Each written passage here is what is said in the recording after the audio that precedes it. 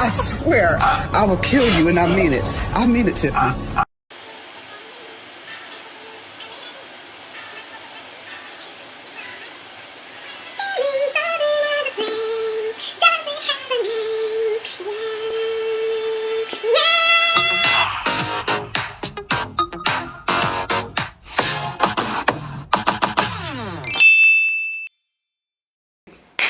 Hello everybody, welcome back to my beauty entertainment channel. My name is Amanda. If this is your first time here, yes, I'm back. Hello, nice to see me again, isn't it? Speaking of, okay, let me do my whole introduction first. If you'd like to follow me on social media, here is my Instagram, my Twitter, and surprise, my TikTok. So have fun with that. And my recent videos will be linked somewhere here. Everyone knows what we're here for today. Can you tell? Can you tell? Can you tell what we're here for today? What else would I be talking about? What else could I be talking about today on December? I can't see the date from here. What else would I be talking about? We're here to discuss Wicked, the movie musical, the national emergency. Positive, not derogatory. I'm so excited. So I've been doing my makeup. I anticipate talking for a period of time. I'm not exactly sure how long that period of time will be, but I think it'll be an extended period of time. So I'm gonna do my eye makeup, which I never do on camera, but I'm gonna do my eye makeup today. And I'm gonna do the look that I did post on my TikTok. Surprise. Which is a pink and green look for obvious reasons. So we're here to discuss Wicked, the movie musical. Some background for my knowledge. For your knowledge about my knowledge about Wicked. I saw the musical. I have seen the stage musical. I don't remember it. I think it was 2019. I can tell you I know what happens. I know the general plot of Wicked, but I can't tell you all the intimate details. And I read the book in high school. We had to read The Wizard of Oz in high school, and one of the assignment was to take story based on The Wizard of Oz and analyze the two pieces of media, and you got extra credit if you read the book, and I was not doing well in English, so that's what I chose to do. So I did read the book. I don't remember the plot of the book at all. We are currently reading it in my book club on my Patreon if you'd like to join. We're reading it this month of December, so if you would like to join, please join us. Before the Wicked movie, I will share my honest and sincere thoughts on Wicked, and don't shoot me. Wicked was not my favorite musical. I did not think it was bad. Let's start here. I did not think it was bad. Just in terms of, I listened to my chosen songs and I didn't really listen to the rest. I also when I went to go see Wicked, it was such a long time ago. I didn't remember all of it, so I didn't even remember the plot, the actual plot details. I remember the plot pretty generally. So I didn't listen to Wicked that often. I listened to my songs that I always listen to. What Is This Feeling, Defying Gravity, the classics, Popular, the classic The Wizard and I. That's what I listened to, but I didn't really listen to a lot of the songs that were my favorites were Act 1. So I'm really, really, really excited for Act 2. What am I looking for? I'm really, really excited for Act 2. Because that's just gonna be amazing. I'm looking for the Aina palette. That's what I'm looking for, which is right here. All right. So those are my thoughts going into the movie. I knew I would like it, and I had extremely high expectations. That is how I went into the Wicked movie, already having very high expectations, because I'm like, this is Wicked. This is Wicked. If you're gonna do it big and do it large. And boy, oh boy, oh boy, oh boy, was that done. I am using the Aina palette. I have two of these. Sorry. Just had to brag about that really quick. Okay, so first I want to talk about the Wicked experience, because I saw Wicked 5 times. Let's just start there. The first time I saw it was the day before one of my interviews, so I couldn't even really process what had just happened, because I'm like, you have an interview at 7 a.m. tomorrow. You need to be on your A game. So I had to pause the processing. So I saw Wicked. I fell asleep for 3 hours after, because I couldn't process it being awake. And then the next day I was like, I have an interview. I can't really delve into what I just experienced, because I need to be in interview mode, please hire me mode. Then I saw Wicked 4 more times. That's an experience. We brought back movies. We brought back the movie theater experience. First of all, the girls showed out for Wicked. Ugh, it was disgusting because everyone was sick and nobody wants to wear masks. You come to the movie theater. I heard bronchitis like several times in the movie theater, and I'm the only one wearing a mask. What's going on? Anyways, the girls showed out for Wicked. Meemaw was there, Pawpaw was there. I went, this was an error. I went the day after Thanksgiving I went the Sunday after Thanksgiving. Error. I'm never, ever, ever, ever, ever, ever, ever going to a movie theater after a holiday, on a holiday weekend, and certainly not what Moana 2 came out like 2 days before.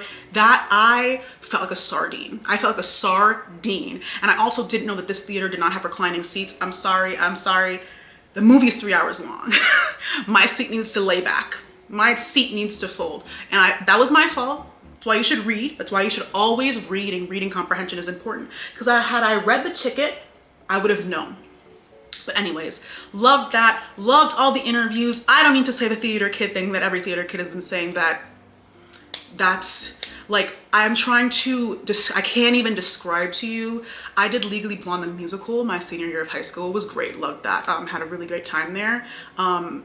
I can't even describe to you the emotions, the volatile emotions that were there. And that was a high school production. And that production was, high school's all a blur. Max 2 months. Like, it was not as long as it's taken to film this. And then you take into consideration that these are some of these actors like dream roles. So I'm sure you've heard more than enough information you need to hear from theater kids as to why that happened in that way. But anyways, now to actually talk. I'm so excited. I haven't stopped smiling. I've been listening to Wicked before like setting up for my video. Okay, so I am a sucker for like the real story of a common fairy tale. Once Upon a Time is one of my favorite shows for this very reason, because it just does that, and I'm a sucker for that always. So that's why I think I recommend people go to Wicked. I don't like musicals. I actually don't want to insult you too much, but I think that's crazy to not like musicals. But everyone's allowed to have their own opinion. But one of the reasons why I do recommend, I tell people to go see it even though they don't like musicals, it's a good story. The plot is actually good, and I think we all are suckers, or at least I am, let me not speak for everyone, for a good, what's the real story, the backstory, the other side, from the villain's perspective. I'm always a big fan of that. So, okay, starting off with the intro. Miss Elphaba and her hat, her very, very, very quirky, fun hat. Here on set, look unsightly, trying to look like here on Knightley. We've been there, we done that, we said they funky hat. Had to do that. That wasn't the first words were not right, but the rest of it was right. All right, Dorothy and them walking towards the Emerald City. I don't know, that was really cool to me. Have I seen The Wizard of Oz? I think probably, can I tell you? I know the plot of The Wizard of Oz, but I think that's based on A Sweet Life and Deck. Dorothy, like Wizard of Oz, like little spoof thing that they did. I think I know the plot based on that. I don't know if I know the plot based on the actual Wizard of Oz movie. My bad. Disney Channel did raise me. Munchkin Land. Those tulip. Y'all planted tulips. I love when movies come back. I love when production comes back. I'm gonna talk about it later, but the sets, real sets are finally back. First of all of the Munchkins, not too much, because they were just oppressed by Nessa for an extended period of time. But mind you, none of y'all even know Elphaba. None of y'all even know Elphaba. Elphaba was in hiding by her demon father. You didn't know Elphaba then. If you did know her, you were bullying her. So what has Elphaba done to you? Mind you, look how propaganda works. Y'all don't even know Elphaba. Most of you here have never even seen Elphaba. It's the Wicked Witch of the East who tortured y'all. Like, I hope the house falling on her had the same gusto of celebration as this one did, because y'all don't even know Elphaba like that. So have some nerve, some nerve. That's my answer. We're starting off with No One Mourns the Wicked. Let's just take a moment. We're starting off with No One Mourns the Wicked. Let's just take a moment to appreciate Ariana Grande's voice. Let's take a moment to appreciate the sorcery she was able to perform on this song. She came in, Glinda came in, honestly trying to keep it light. She was trying to keep it light. She was like, yes, the Wicked Witch of the West is dead. And as she was singing, she was trying to like subtly mourn her friend. Obviously, they didn't know she was her friend. But the Munchkins did not give one flying fuck. The Munchkins were not paying attention. After Glinda said the Wicked Witch of the West is dead, the Munchkins turned their ears off. They weren't even, they said, we do not give a flying fuck. She's singing, let's mourn, and they said, no one mourns the wicked. Went immediately back to doing their laundry, went back to washing their house. They said, we have the information that we needed. All right, moving on. Okay, carry on. No one mourns the wicked. They went immediately back to washing their clothes. Somebody was just melted at the 1300th hour by a random female child who came in a tornado. Wow. One like line that I want to talk about is, through their lives our children learn what happens when we misbehave. That's one of like the biggest lessons for me in this movie, is about like what is good and what is good behavior. And I think as children you kind of really fall into two, not just two categories, but I feel like there are children who really like, what does goodness mean as a child? And a lot of the things that benefited us as children, the always like listening to authority, never questioning anyone, always following the rules, doesn't always serve you as an adult, because you have to have discernment and understanding that authority isn't always granted and isn't always justified. And just because somebody has authority over you doesn't automatically mean that they're always right and you should always succumb and like be subservient to them. Like, children learn what happens when you misbehave. This woman was ostracized her entire life. And this propaganda to trick you guys into her being this wicked, evil person who deserves nothing nice in life. This is what happens when you misbehave. This is what happens when you don't conform to society standards. This is what happens when you choose yourself over other people. No, children. The lesson to the children is to conform always and fully. The lesson to the children is, don't step out of line. Don't do anything you're not supposed to do, because we want you to also be susceptible to propaganda when you become an adult. And then Elphaba's backstory. Elphaba's mom could not wait for that very, very demonic man to leave. Like, she had the deepest sigh once it was time for him to go, and I loved that for her. Now, in the book, I don't remember that being a consensual relationship, so nightmare. First of all, Elphaba's father, so your child being green, that's different, right? Like that's different. That's something never before seen. Surprising, I'm sure. The immediate, like, he recoiled. It's like he was allergic to his own, it wasn't his child, but allergic to his own child. Like Elphaba, the infant is doing magic because you rejected her at first glance. You didn't want to hold your child. You're calling your child it. But I'm supposed to take you seriously. Will never, can never, impossible for me, matter of fact. Baby Elphaba and baby Nessa, stars of the film. Let me ask you, the whole video is done now. We're done. This is only 10 minutes long. Perfect. Stars of the film. Baby Elphaba, sister, you ate. Sister, you ate. First of all, you ate the look down. Ate the look down. And baby Elphie was so cute. And she just really loved the wizard. Like, the Elphaba really just wanted to meet the wizard. She was carrying around that book. They were out playing and she was holding that book. It seems like the book was attached to her hip when she was a child. She just wanted to meet the wizard. That was her Bible. This is all she wanted, and that man turned out to be a fucking fraud. Anyways, those really funny looking kids had a lot of nerve. I really think hitting them with rocks at their ankles wasn't the biggest deal. I don't know, like, am I like not a good person for saying that? Like, my bad if so, but she hit you in your ankles. It probably didn't even hurt like that, like, no shade, but I think we were being a little bit dramatic, and I think it's convenient that you guys were bullying somebody, and then when she strikes back, all of a sudden nobody wants to post up. That's really interesting to me. That's really, really fascinating and really, really interesting to me. So Nessa was sobbing. I think she was overstimulated. She was just overstimulated, and those people were bullying her sister, and she was like, I can't be here right now.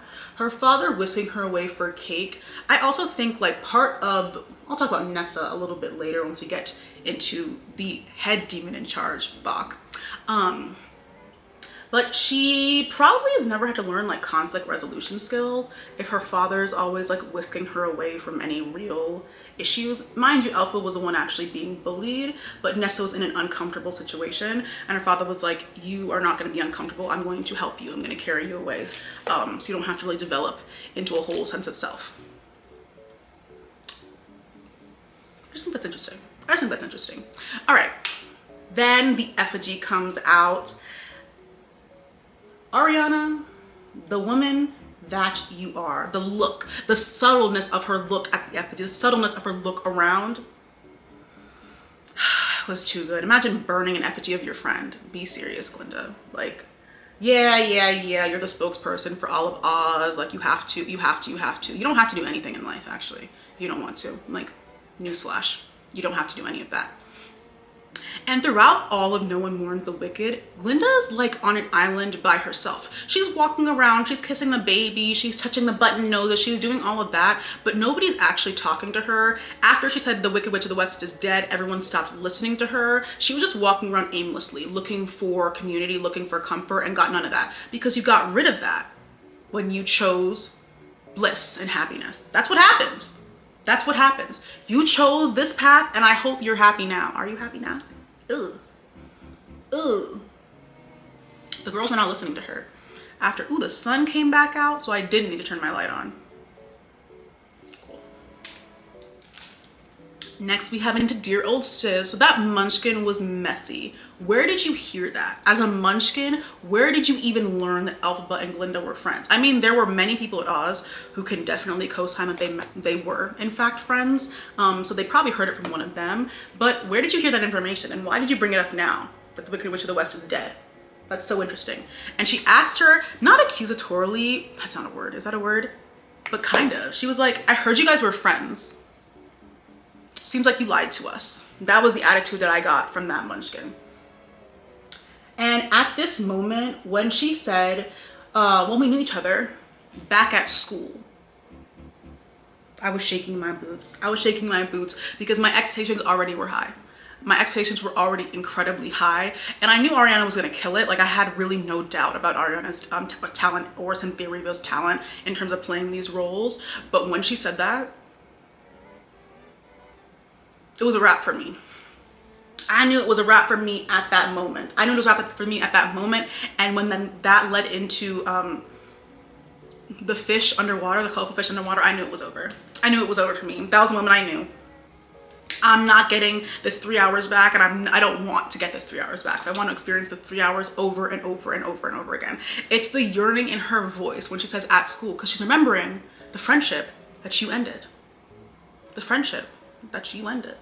Aww.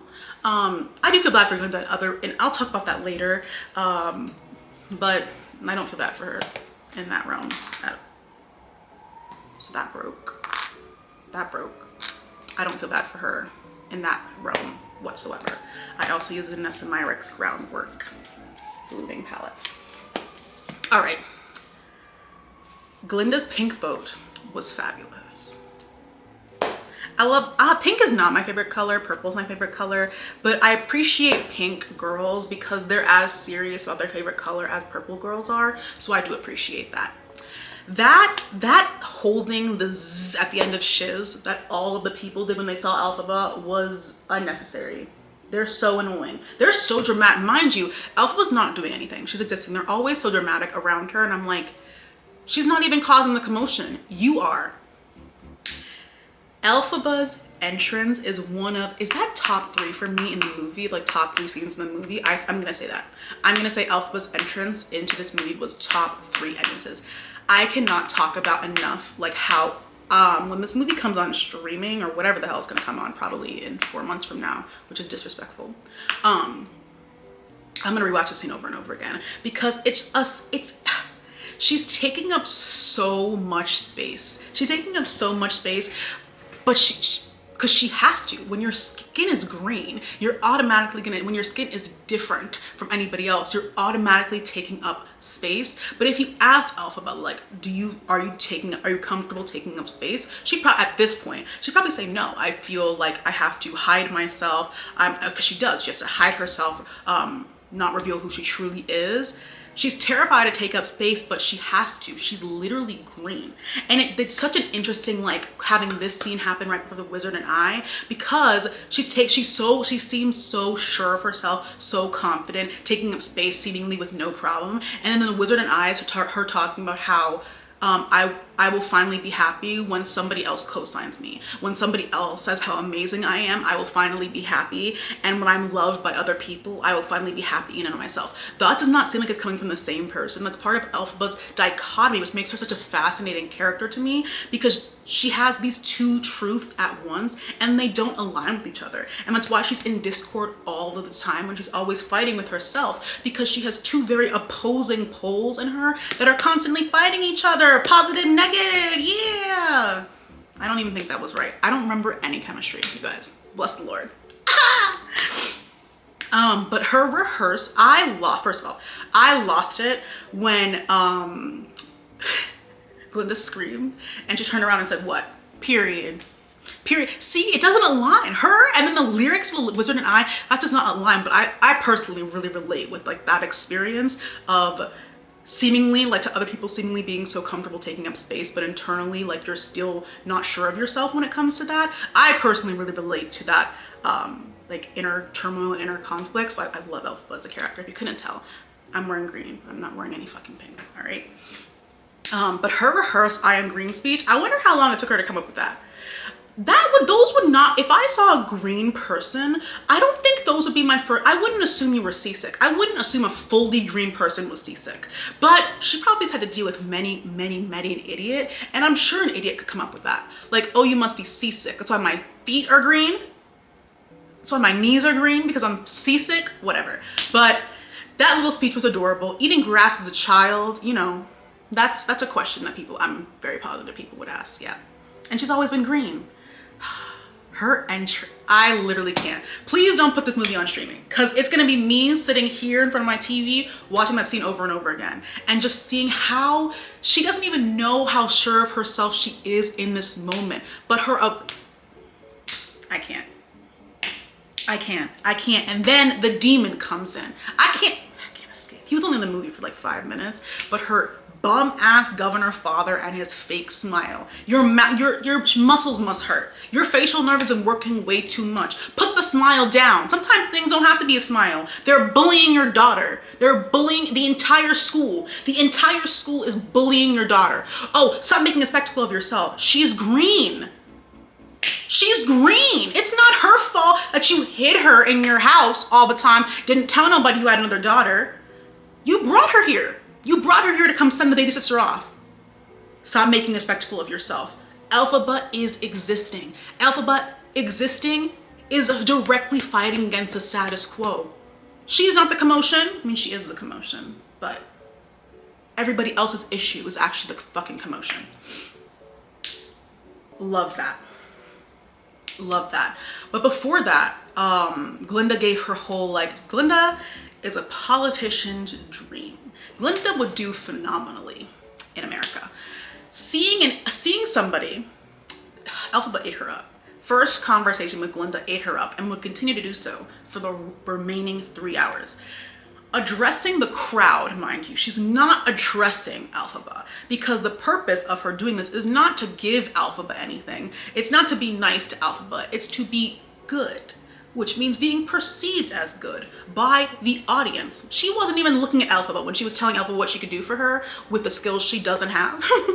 With the skills she doesn't have, offering to help somebody that she doesn't know. She's looking at everybody else, because it's the perception of being good. It's the facade. It's the nice versus kind. It's, I want to be known as being nice and good, which is why I'm offering to help this stranger with skills I don't have. Mind you, she couldn't even work a training wand. Mind you, she couldn't even work a training wand. She had no magical powers. She wanted to be a sorceress, but had no documented magical powers. I hate a false sense of authority. If you watch my Patreon, you know that that's one of my biggest pet peeves in the entire world is false sense of authority, because I don't know what made you think that you're more important than me. But we know what makes Glinda think she's more important than Elphaba. Duh. Anyways, back to the governor and him giving Nessa the shoes. So he said, I want them all to see how beautiful you are down to your toes. Okay. Mind you, Elphaba's the oldest daughter. I think like that's how heirlooms work. I'm not gonna get into that right now. I just think her father is the devil inside and is responsible for everything, actually. Everything. Everything in this. So that Madame Morrible's entrance, I'm talking about Michelle Yeoh later. Bad bitch. A bad bitch. Both versions of bad. Both versions of bad is Madame Morrible, but her entrance did eat down. Glinda has no discernment. Just like how Nessa has no discernment, Glinda does not know how to read people. It was very obvious to everybody that Madame Morrible clearly did not care for her, but Glinda's desperation usually gets her what she wants. But she was so desperate. No concept of her strengths and weaknesses, no concept of what she does well, what she does poorly, no concept of what she has to offer people, because like her being there is the offering to people, right? No ability to hear like the cutting, snide comments, not even registering the cutting, snide comments Madame Morrible was making about her, because why would Madame Morrible, like obviously I should be Madame Morrible's prize student, because I don't need to give you a reason. I should just be. And like, while I admire that delusional confidence level, having confidence based in like the foundation of your confidence is delusion doesn't work out. And we see that for Glinda. Madame Morrible said, only somebody special can make me teach my seminar. That was her telling you that you're not special. And Glinda said, I don't know what you're talking about. I do respect that level of delusion, but it makes her a terrible person, or like a not good friend, a not good peer. I'll say that's the word I'll use. Then we get to the scene. First of all, Hedge Sistress, that's a really funny actress. I don't know her name, but she made me laugh in almost all the scenes that she was in, because it was just ridiculous. Why are you literally lurching back because somebody greens in front of you? That's insane. Elphaba and Nessa's relationship, I think, can really be encompassed by this scene. Elphaba is really the only one who has allowed Nessa to develop into a whole person, because Nessa's personal development was stunted. Elphaba's personal development was also stunted based on like how they grew up and where they grew up and their father and this whole like Elphaba being green situation. But Nessa's personality was stunted because Elphaba's the only person who was like, no, she doesn't need help. No, she can do things for herself if you just give her the proper accommodations. Like, no, she does not need to be wheeled around. She's able to move for herself. And that's why she's here at Shiz University, to grow into a more independent person. But now, Elphaba has to stay with Nessa. The governor, the father, is using the guilt that we come to learn later, which is based in absolute nonsense, guilting your older daughter to stay with your younger daughter, and you're using if anything would ever happen to her, because remember, you're the reason why she's like this, as if like she's like this is a curse upon her, because we know how people view disability as a curse. You're a demon. He caused that entire scene to happen. He caused Elphaba to lose her cool. He caused Nessa to be thrown up in the air like a rag doll. Like, he caused Elphaba cannot control her powers because of you. You're the one who's been telling her to decrease herself, to be less than, to dim her own light in order to make everybody else more comfortable. You have a green daughter. Deal with it. Your daughter is green. She's dealt with it. She's the one who actually has to go through life being green. But now your insecurities are now everyone else's problem. Your daughter is the actual one who's actually green. You're just a bum. That's why your wife cheated on you. And this movie was consensual. I'm not talking about the book. That's why your wife cheated on you. Anyways, that was my new start. This was my new start. You know, Nessa, that's gotta suck. Because everyone knows you as like, you have a green sister. Or I feel like Elphaba would have been just like hidden in the house and not, people would have known that she has a green sister, but I'm actually not sure. And she was supposed to be away finally from Elphaba's powers that nobody can understand. And it's like, I understand that. I actually do understand that. And Elphaba would have been the way they were looking at Elphaba, they were going to literally jump her. Mind you, as soon as Madame Morrible said that she was the one who did it, everyone was like, oh my God, it was so cool. Like, oh my God, I have to get into her seminar. Like, the same raw power they're in awe of for Madame Morrible, they were ready to run Elphie up the flagpole. They're ready to run Elphaba up the flagpole because powers are only good. Power is only good if it comes from one designated person or from authority. The power it cannot be that the people who are under the authority can have power. No, power is not good coming from you. Power is only good coming from this designated group of people. How did those designated people get into a position of authority? Who knows? Are they qualified to be there? Do they have the skills to be there? Do they have the gumption to be there? Do they have the intelligence to be there? We'll never know. We'll never know. I used the one size oil sucking primer. This does work. This absolutely 100% works. I used that on my nose and on my upper lip, and then I used the Danessa Myricks Water Power Serum on my forehead and on my chin. First of all. Then Glinda sees this magic that was very clearly not Madame Morrible and is like, oh my God, have to go kiss ass again. That's very good of you, Glinda. That line was so interesting to me because like nobody really says that. I mean, it is Oz. This is not like our society and our life. Nobody really says that. That's very good of you. Glinda was like, oh my God. But that's what Glinda wanted, right? Now she's having to actually do a good action to get the label of being good. But even Madame Morrible, being like, that's very good of you, she still didn't give you what you wanted. What does doing good and being good get you? One of the funniest lines to me was Madame Morrible walking away and being like, I want to teach you privately and take no other students. She did not need to say both of those things. One of those things would have sufficed, but she said both and said it at a loud enough volume that Glinda could hear. That was too funny to me. That was really, really, really, really funny to me because she needed to hear that. Galinda needed to hear that. She really did.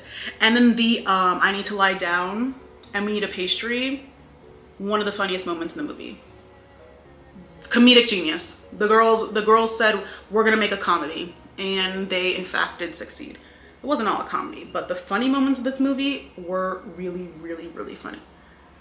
I'm spot concealing with the House Labs concealer. I never use it under my eyes. I bought it because when I tested it in the store, it was too thick. I felt it was gonna be too thick under my eyes. So I use it as spot concealer and I really like it for that purpose. All right, we're getting into my favorite song. Like I'm spoiling the end where I talk about, I'm gonna rank all the songs. The Wizard and I is my favorite song. Like I really cannot get enough. I already liked the song like before the movie, but what Cynthia is able to do on the song, she's able to encapsulate like adolescent and childhood wonder and desperation at the same time. She's able to play it both so well and just like hope and joy. She just exudes throughout this song in a way that I'm just like, you're sick. Plain and simple. Plain and simple. Like, if you use your powers in the right way, if you use your powers, and who decides what the right way is? It's not you. Madame Morrible isn't saying you'll decide what the right way is. No, somebody else has already decided that for you. And you can't question that. The wind throughout this scene, to compare the wind in this scene to like Galinda's wind, when she's like, you know, hair toss, it's a different wind. And I'm like, is the wind in this scene, like, is that Madame Morrible? I think it's Elphaba. I think it's Elphaba's like genuine excitement and her feeling like excitement and joy for the very first time in her life. Because do you think this woman felt joy before this moment? I don't think so. I don't think so. I don't think so at all. If I make good, if I hide myself, like my father has taught me, I mean, he still hates me. Hiding myself has not won me my father's love and affection, but I've been told my entire life that this is the way through. This is the way to get through the fact that I have green skin. This is the way to get through the fact that I'm different. This is the way to get through the fact that I've been ostracized my entire life for something that I cannot control. That's what you guys have told me, to hide myself, but why isn't it working? Life handed me green skin, and I'm not supposed to be okay with it. I'm supposed to hate myself for it. Everybody else hates it for me. I mean, like, that's what everybody else wants me to do.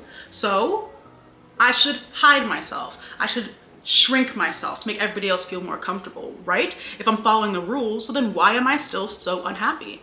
If I make good, if you work as you should, has it worked so far? It's so interesting listening to this song and Defying Gravity right after, because she finally realizes, and then having that scene, Elphaba's entrance right before this, that Elphaba is not hiding herself. That Elphaba walked off the boat like she owned Shiz University, because she's had to. She's green.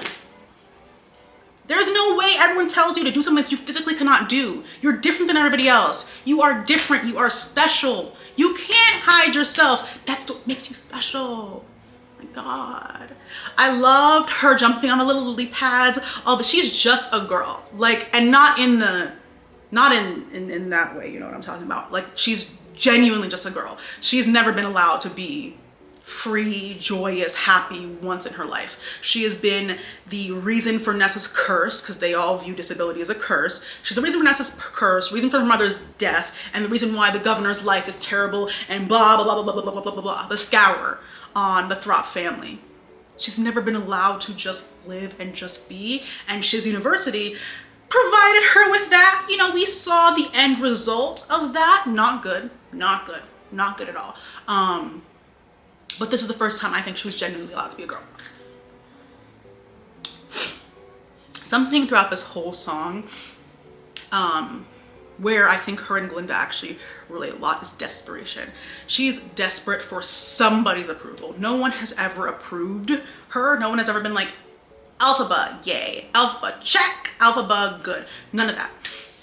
She wants somebody's approval. The person she wants the most is the wizard. Remember, that book, like, she was just carrying around a book about the wizard's story all the time with her, because the wizard can grant your heart's desire. She wants the wizard's approval. Both her and Glinda shared that deep's rooted insecurity that causes desperation, unmeasurable desperation.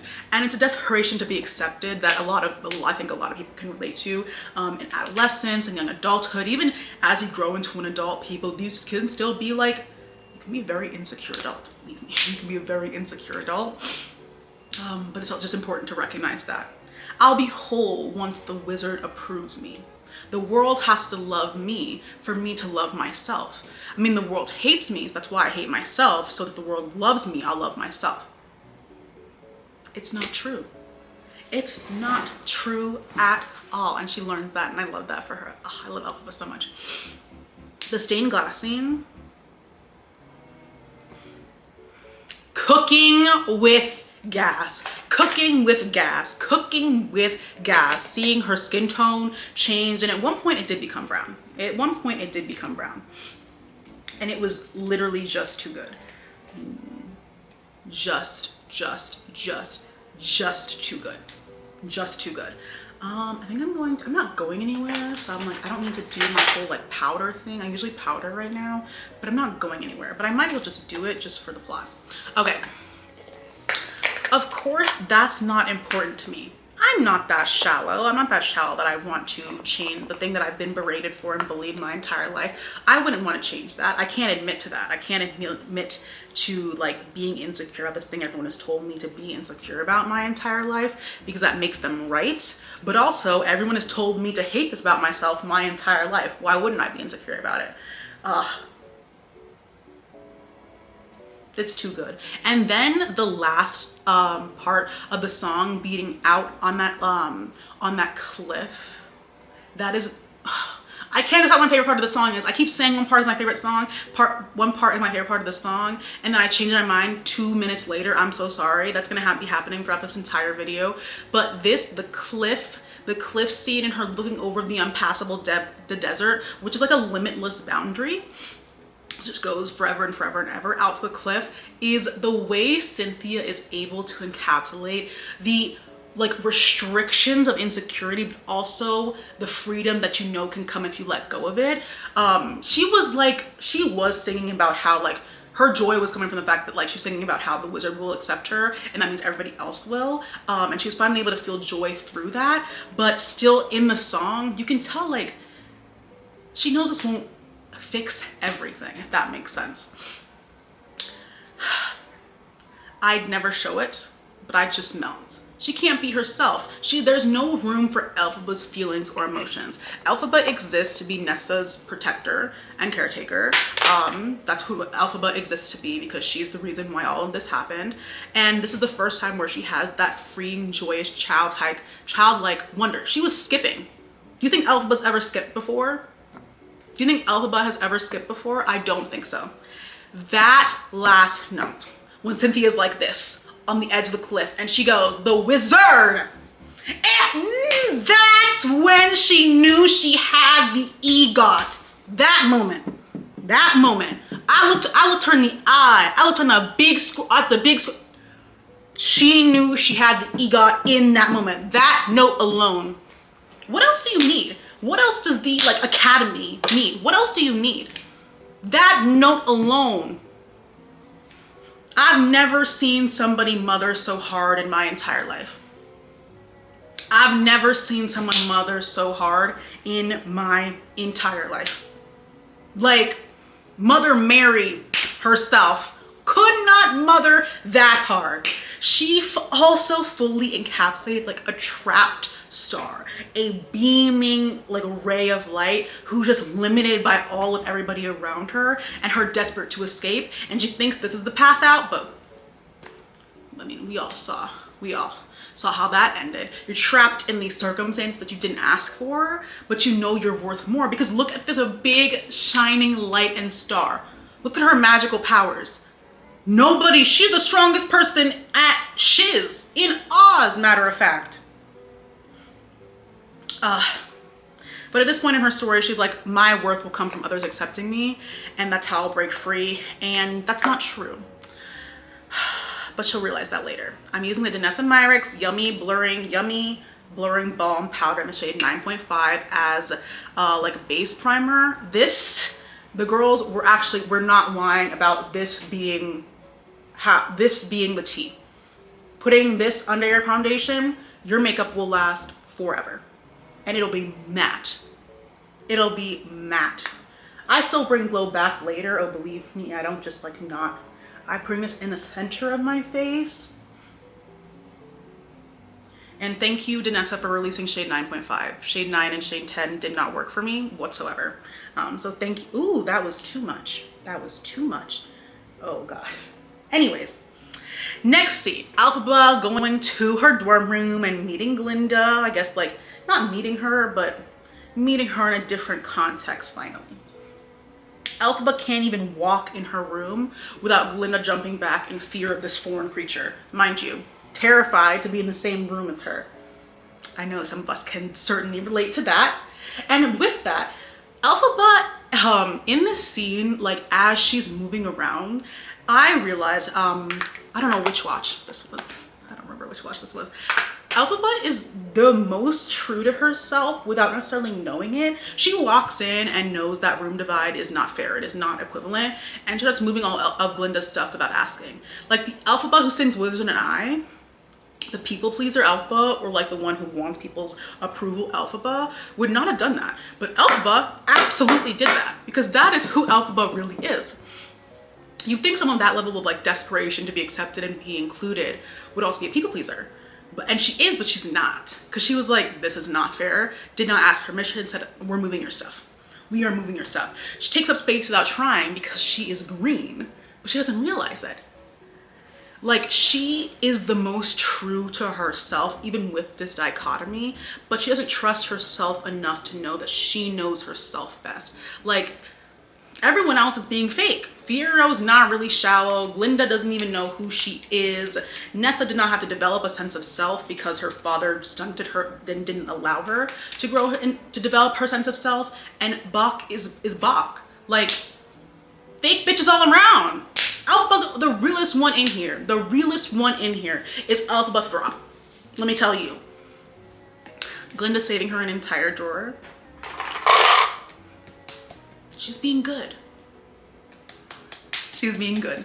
Glinda and Elphaba both do what they've been told works. Like, Elphaba, unfortunately, well, she learns, has faith in this system that they've told her will work, even though it demeans her at every opportunity. Because everyone's like, yeah, I mean, if you just like lose parts of yourself, even though you can't change your skin tone, people will like you. And Glinda gets rewarded by this system of being fake good. So why would she not still? Why would she not? I'm supposed to use Elf Halo though. That's what I forgot to use. Too late now. Too late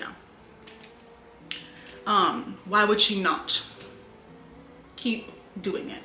But Glinda's still not happy. People still don't like her.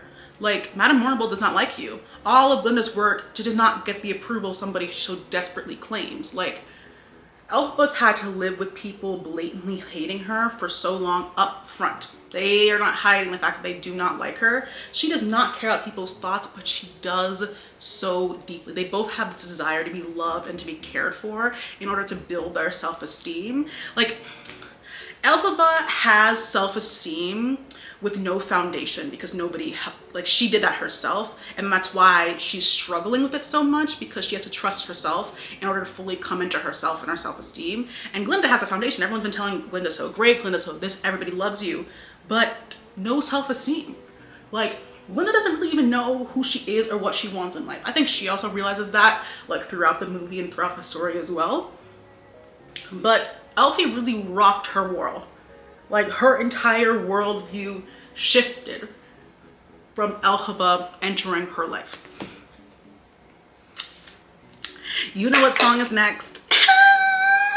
You know what song is next? What is this feeling? What am I looking for? My tinted moisturizer. This is the Nessa Myrick Tinted Moisturizer, shade 14. This duet is, I'm gonna lie, this is my favorite performance. Do you see how this is gonna happen for however long this video is. Just prepare for it. This duet is insane. This entire performance from start to finish, and that's why this is the HD clip that's on YouTube. I understand why they chose this. I understand why they chose this to put in HD on YouTube, because we're not getting this on streaming for 4 months. They're gonna be greedy. They're gonna be greedy, and I will be in the theater every week to watch it. So, you know, greediness does win sometimes. So I don't need to like talk too much about how very, very gay this song is. I feel like listening to it should like let you know that. Like, let's read some of the lyrics together. My face is flushing, reeling, flushing. All right, so I don't need to get into that because you know that. You know that if you listen to the song, which we all have, not we all, but most of us with taste have been doing for the past 2 weeks. We know how gay the song is. Elphaba's robe at the beginning, I love that robe and I do want that robe. It reminds me, it's not exactly remind me of the Hanifa like sweater cardigan that I have that I love a lot, but I have to get tailored because Hanifa's very for tall girls, which I love, but I'm not that tall, I'm only 5'6". So I have to, what is that? Anyway, so I have to get that hand. Anyways, her robe was amazing. One of my favorite parts is when she comes back and splashes Bowen Yang, who's hilarious throughout this entire show. I forget what his character's name is. The two of them, like Glinda's little groupies, they were actually very funny. I did laugh. You guys did make me laugh. You made me laugh. You made me laugh. These things are sent to try us. The human things, the human being in front of you, who the entire school hates because of you. The entire school has been working literally overtime to ostracize her for, has it been a day? It's been 24 hours. The whole school said green, ew, bullied. It hasn't even been a fortnight yet. It hasn't even been a fortnight yet. That woman was sent to try you, girl. But Ariana ate that down. Let me tell you. And I loved Elphaba's takes on the shiz uniform, like throughout the whole movie. But here she was wearing, I noticed her hair from the start. Her hair in the first scene when she first entered, and now is very, very tight braid, very, very rigid braid. And she's wearing a light blue long sleeve underneath, I'm pretty sure, in this scene. And it's one of the brightest colors that she wears throughout this entire movie. And she starts off in her all black, then she's trying to, not assimilate, but like she's doing the right thing. She's wearing the proper uniform. Glinda's the one out of uniform, but still looks good. Of course. But yes, and then the choreography in the whole movie, this choreography and Dancing with Life choreography, I'm trying to figure out which one I like better. Not gonna answer that right, just not right yet. But the cutlery choreography in this scene, everyone's doing the other, and I like that choreography too. I like that too, but the cutlery, Miss Red Bob to the front. Miss Red Bob, come front and center. She said, I'm in the center. It was so good. I'm driving my car, I do this. Is it safe? I don't know, but I have to when the song comes on because it's too, Red Bob was taking it. Mind you, every dancer was taking it. They were dancing for their lives. What was happening on set here? Were they like, we will not pay you if you don't dance 150% right now? The girls were dancing for their lives. In this whole movie, they were dancing for their lives, but in this scene,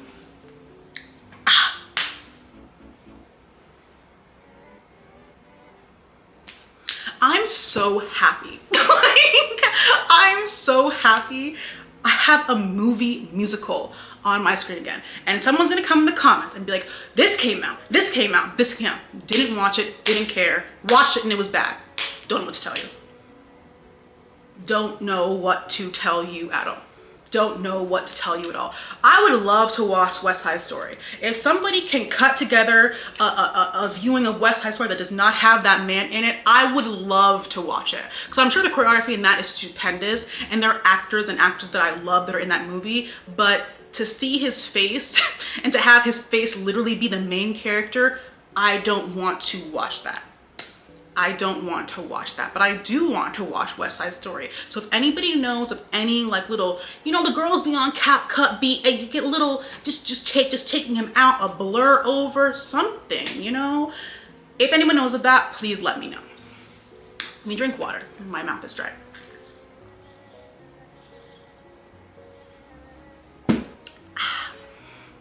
Dr. Gilliman's classroom. Linda. He doesn't have front teeth. But everyone should work to make me as comfortable as possible, even if it's literally impossible. He does not have the anatomy to pronounce your name. He doesn't have I'm sorry, we don't learn about this part of the body whatsoever, so I can't use any quirky lingo here because I don't know it. But he doesn't have whatever number teeth. He doesn't have those. So how would he pronounce the word Galinda?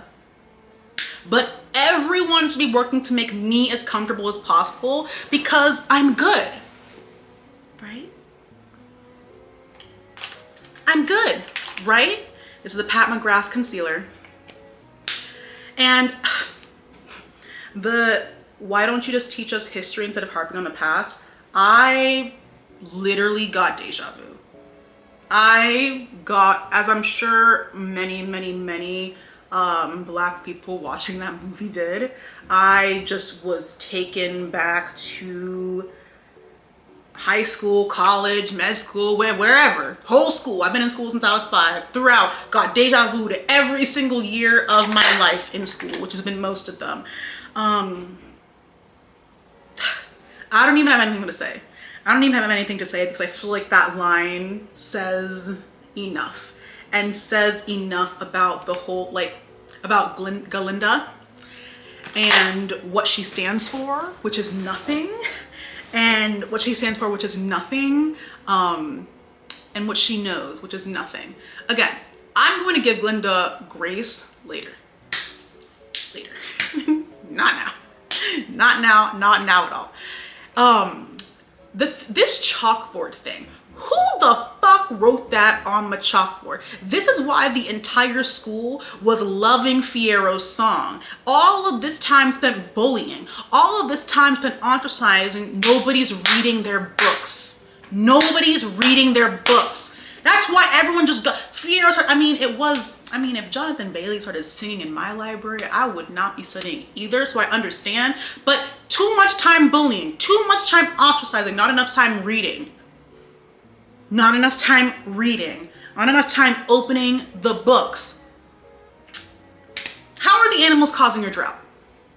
That doesn't make any sense to me, but it doesn't need to make sense when you're creating a common enemy where you're uniting people against one people. It doesn't need to make sense, because think about it. How would animals cause your drought? How would animals, like, existing be the cause of the drought? That doesn't make any sense. It doesn't make any, you can't try to, well, what if the animals, they drink water too. Everyone drinks water. It doesn't make any sense, but it doesn't need to make sense. It doesn't need to make sense when you're trying, when you have a goal, when you have a nefarious, malicious goal in mind. I mean, look at our government. Look at our government. Look at COVID. No, it's COVID conscious people's fault for not moving on, for being stuck in the past, and being wanting to go back to the past. It's disabled people's fault for being too sick. Like, we can't do anything anymore. You guys won't let us live anymore. Are we supposed to just be in the house forever? But that's what you want disabled people to do, is be in the house forever. Really interesting. Fighting against accessibility and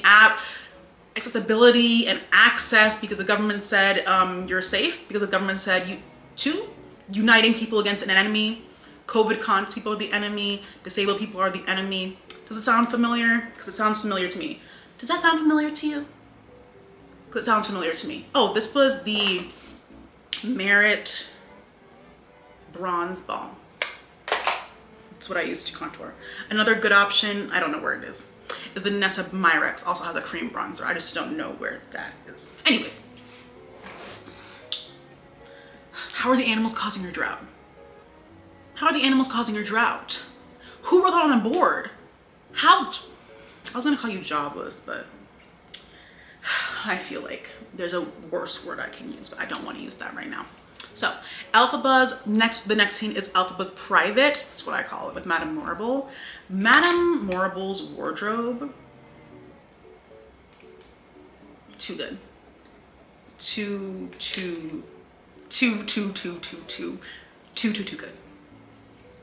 Elphaba can't levitate the coin because she's holding back, because that's what everybody on Earth, on the planet, has told her to do.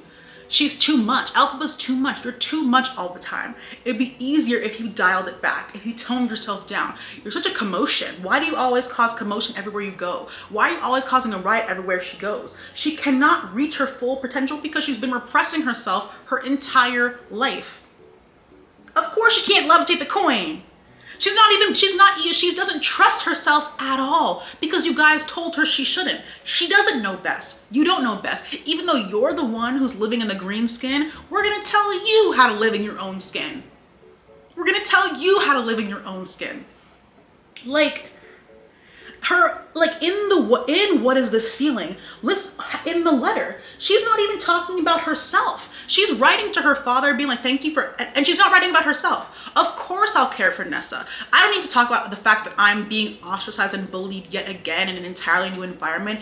Everybody hates me. This one blonde woman has turned the entire school against me, and they regard her as a martyr for having to share a room with me. Like, she can't even talk about that in the letter because her father does not care. She can't express her emotions to anybody. let alone herself. He taught her to take blame only and to put her feelings last. And then society reaffirmed that. Reaffirmed her to put her own needs last and put everybody else in front. And that's her and Nessa's relationship is very interesting due to this dynamic. It's beneficial to neither of them, is my personal opinion. This dynamic is part of why Nessa is the way that she is, and a lot of the reasons why people like don't like Nessa is because she never had to develop those skills, because Elphaba was supposed to do those skills for her, but Elphaba doesn't have those skills either. This relationship, the way their father orchestrated this relationship between the two of them, was detrimental to both of them. And look at where we are now. Look at where we are now.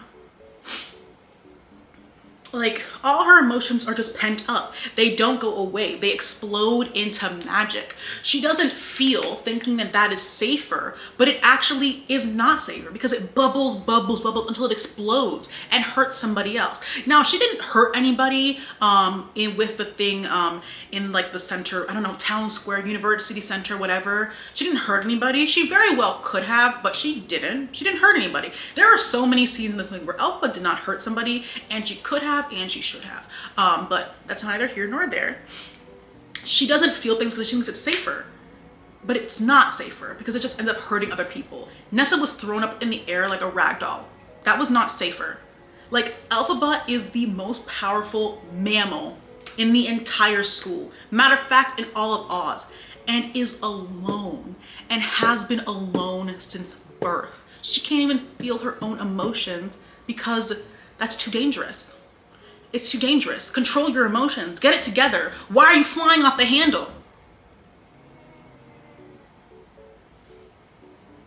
Why are you flying off the handle? Why are you flying off the handle? Not there yet. Not there yet. Not there yet. Blush time. See, I knew I was yapping. I'm naughty. I'm at something bad. And I'm already at blush. Sorry. I'm not sorry. I love yapping. Okay. Now you have something bad. Keep song. Keep song. Peter Dinklage, 8. Peter Dinklage, 8 what he needed to do. 8 what he needed to do. Love him in everything I've seen him in, and loved him as Dr. Dillman. The snow leopard being like, I am out was the, not funny, because it's not funny, but I was like, period. He said, and he literally left. He wasn't in the scene, and he literally said, I'm out. Goodbye. Oh my God. Okay. Where did the mirror go? Okay. Snow leopard saying he's out. Hilarious. So in her vision, I want everyone to take note of this. Elphaba sees her dad reject her at birth. She sees him reject her within seconds of being born. He's like, you're disgusting. Disgusting. Elphaba had to witness that. Elphaba I mean, she knew her dad like hated her. There was no like question about her dad and his devil-like antics, but to actually bear witness to your father rejecting you from the very moment you were born, he did not even have like I don't want to say grace because she didn't pick her skin color, didn't even have an ounce of love for his own child, not his child. That's what, never mind. That's not an insult. I shouldn't do that. Never once has from birth, everyone said, you're done. Only Dulcibert and the wolf OBGYN were like, hold on. What's all this commotion about? What's all the ruckus about? Let's raise the child. I don't know if the wolf OBGYN did that, but Dulcibert did that. So when Dr. Dillerman caught Elphaba, he doesn't assume the worst in her. He doesn't assume that she's there for some like nefarious person, because Elphaba's like, oh my God, I was caught. Now they're gonna blah, blah, blah, blah. Oh, I forgot to use this. I'll use it later. None of that. Dr. Dillerman's just like, no, come inside. Just come inside. Come inside. Don't be scared. I'm here. I'm your friend. She only has one friend. And it's her professor. Because everyone else has making it their life's mission to ruin her life and make her as miserable as possible. The entire world's against her. And then they all act like big bitches and act like they always liked her, but I'll get into that a little bit later. All right. And Dr. Dillerman's line of, if you make it discouraging enough, anyone will stay silent, really had me thinking. That line really stopped me in my tracks, honestly. So I was like, damn, you kind of ate that. You kind of ate that. All right, next scene. I was giggling and kicking my feet in the theater. Not above admitting that. Not above admitting that because it's Jonathan Bailey. Absolutely not above admitting that. This, first of all, this being his Bridgerton horse is the cutest thing I've ever heard in my entire life. Having a close relationship with the horse, that you bring him back and paint him blue. I saw on TikTok them painting him blue. And then I saw in the comments somebody was like, I didn't even notice he was blue because Jonathan Bailey was in that scene, and I cracked the fuck up. First of all, Fiyero is so extra. Why did you do a beam dismount off your horse? Why did he go into a full handstand on the horse, mind you? Why? That's just, he just decided, I'm just gonna show off in every single scene that I'm in. Jonathan Bailey went in there with a mission, and the mission was to seduce America. That was his mission of being in Wicked. Like, the smirks when Elphaba kept the challenging. Oh, first of all, the banter. But then his smirks during the bit lock Jonathan Bailey up. Matter of fact, lock everybody up. We have witches with voices and faces that you start war over. It's too much bad bitchery all around, and then you add in Jonathan Bailey. When does it become too much? When is it going too far? When is it overwhelming? Because I'm overwhelmed. And we're an hour into the movie. Also, the horse killed me during the scene. He was laughing his ass off. That was a funny horse. That was a really funny horse. Good job, horse. So then Fiyero comes to school, and Glinda, she's still Galinda at this point, orchestrated meet cute. A lot of Glinda's, like, the things that she does are very orchestrated, and this is when I started to like compare the wind, like Galinda's wind versus Elphaba's wind. And Galinda's wind is like when she's like posturing, almost when she's trying to make something real when it's actually not, versus Elphaba's wind, at least in The Wizard and I, was her like real raw emotions coming out while she was singing that song, even though she was trying her darndest. Sorry, I'm getting more comfortable. I've been talking for God knows how long. And her being at her realest point. I really loved that wind. Looking at the wind. Then Bach comes again. Nosy. Why are you listening on people's conversations? That's nosy. They didn't teach you that in Munchkin Land? Interesting. Standing on the books, looking at Glinda. We do not care. I do not care. Do you care, audience? Let's ask the audience. Do you guys care? I don't care. I don't care that you're Bach something from Munchkin Land. I don't understand. I'll get into him later. I really can't, because I saved an entire section to talk about how much I hate Bach. So I'll wait until I get to that section. Dancing Through Life. Let me first say, I have never liked Dancing Through Life, the song. I have never liked this song before Jonathan Bailey said it. Does that make me a whore? I don't know. I guess I'll have to be a whore. If that's the label being put on me, I will gladly take that label. I didn't like this song before he sung it. First of all, the front walkover.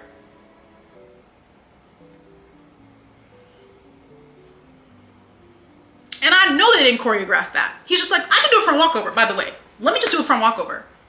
Bad bitch behavior. I respect you. This choreography, no, I can't do it because I'm sitting down, dancing through. That's the one that I want to learn first. Personally, I like this choreography a touch more than What Is This Feeling? Please don't shoot me. Please don't shoot me. First of all, the librarian. Him seducing the librarian.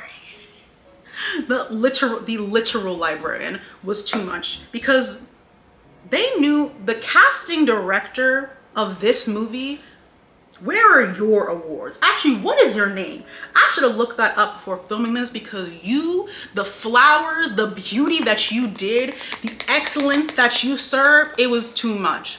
Like, it was too much. First of all, love the choreography. Them turning away the camera when Jonathan Bailey about to get freaky with them hips was disrespectful. I think that's something everyone would have liked to see. I don't know though. I feel like that's something that everyone would have liked to see. I feel like we didn't need to cut away from that scene. But maybe because it was rated PG, they were like, can't give you girls that much. Understood. Understood. For the children, you know, for the children. The second verse of this song, you know exactly what I'm talking about. That's a choreo that I'm talking about. That second verse, that is the T right there. Like, and one line, first of all, Fiyero, this song is a cry for help. If the school, if Shiz University has a counseling department, they should have called him in. This song is a desperate cry for help. And one line that I want to point out, because it relates to my whole like message and takeaway from this movie, those who don't try never look foolish. That line, I wrote it down like 6 times because I saw Wicked 5 different times. I wrote it down every time I saw this movie, because what a perfect encapsulation of like the like teenage experience and the young adulthood experience. Like, I don't want to look dumb, I don't want to look stupid, so why would I try? And how much that limits us, how much we're not able to accomplish because we're scared of looking stupid. And like, I'm in medical school, I'm very scared of looking stupid. I'm not saying I have struggled with this and I still struggle with this, because you'll never, one, you don't have to be good at everything. You can do things for fun that you are not good at. But 2, you'll never know how potentially good you can be at something, or what kind of joy something can bring you, if you never try. We're all scared of looking foolish, and I'm the biggest one talking about bring shame back, where's the shame? And I stand by that. However, too much shame, too much fearful of looking stupid, looking dumb, looking foolish, limits you. How are you going to develop into your full and best self and grow and change as an adult if you're scared of looking foolish? Foolish people are funny. Foolish people are funny. Foolish people make the world go round. Without fools, none of us would be here. None of us would be here without fools. That's what I say. That's my advice. I think we should all be foolish all the time. I'm going to retract that. I think we should be foolish some of the time. And I think our fear of being, my fear of being foolish, our fear of being foolish, some people are too foolish. My caveat. Some of us are not foolish enough. We need to find that balance. Because you never know how much you could accomplish, what you can achieve, if the only thing you're thinking about is how stupid you'll look doing it. What about how potentially great you could look doing it? And even if you do look foolish, what if you're having fun? What if you're joyous? What if you're happy? What if you're the one skipping on lily pads for once? We're all worried about being prim, proper, this, that, and the third, that we're limiting ourselves and what we're able to do with our lives and who we're able to become. Amen.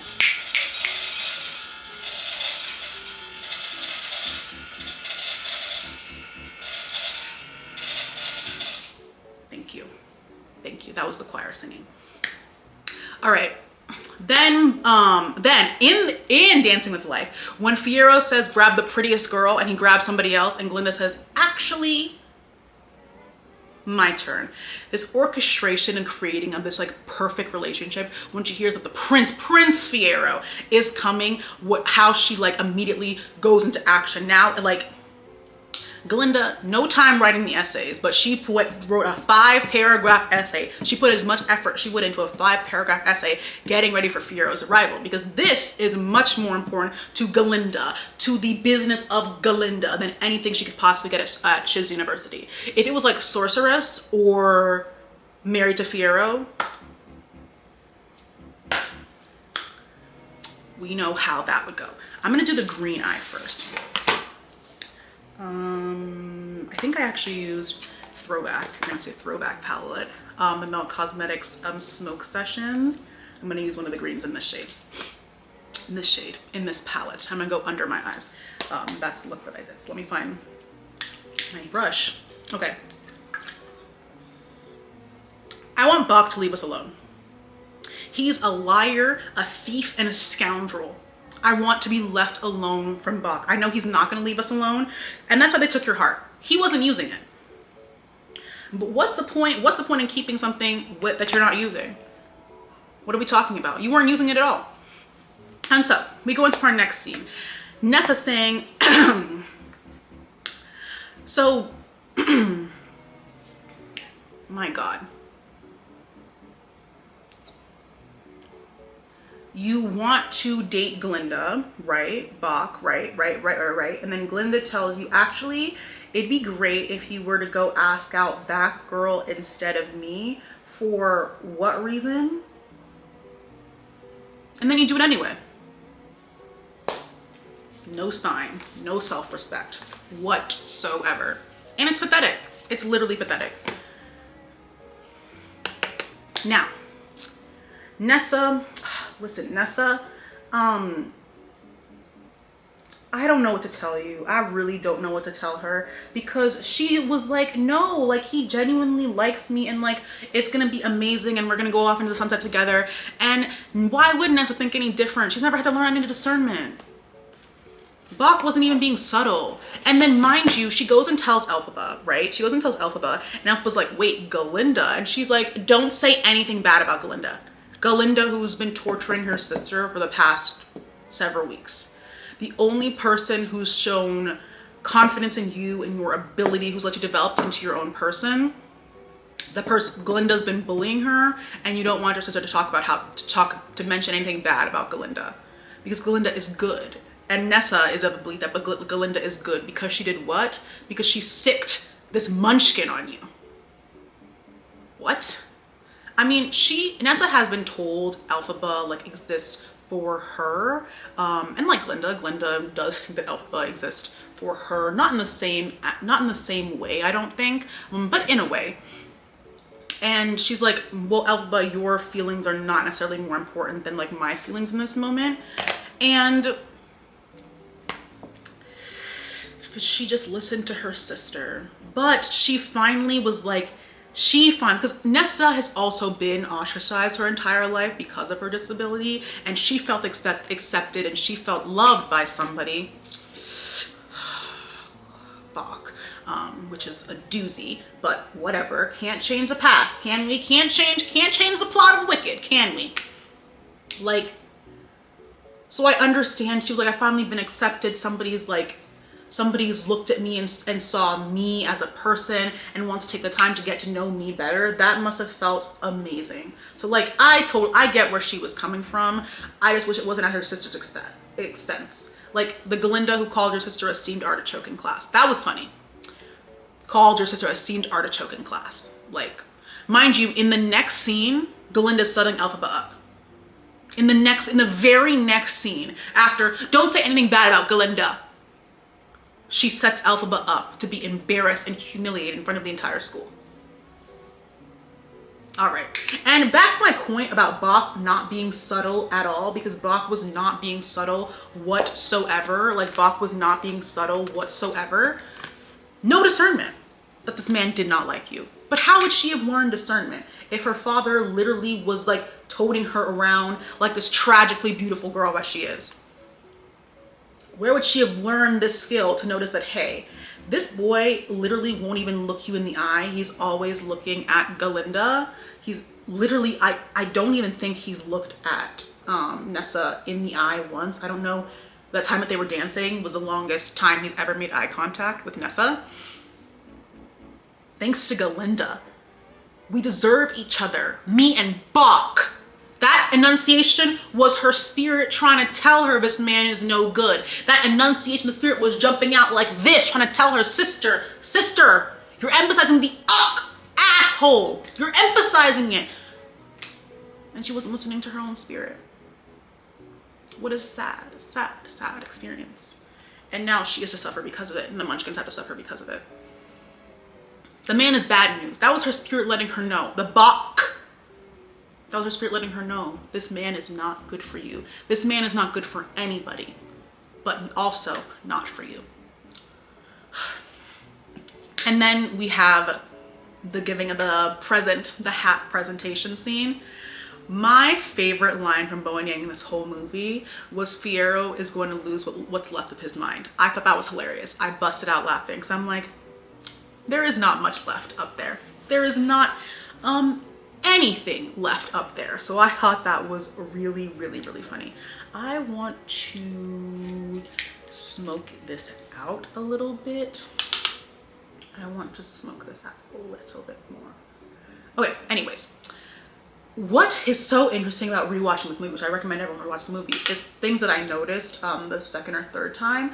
Galinda she wasn't necessarily apprehensive. She was a little bit apprehensive about giving Elphaba the hat, because it's a really ugly hat, and it's an obviously ugly hat. Elphaba does kill it in the end, but like, it's an ugly hat.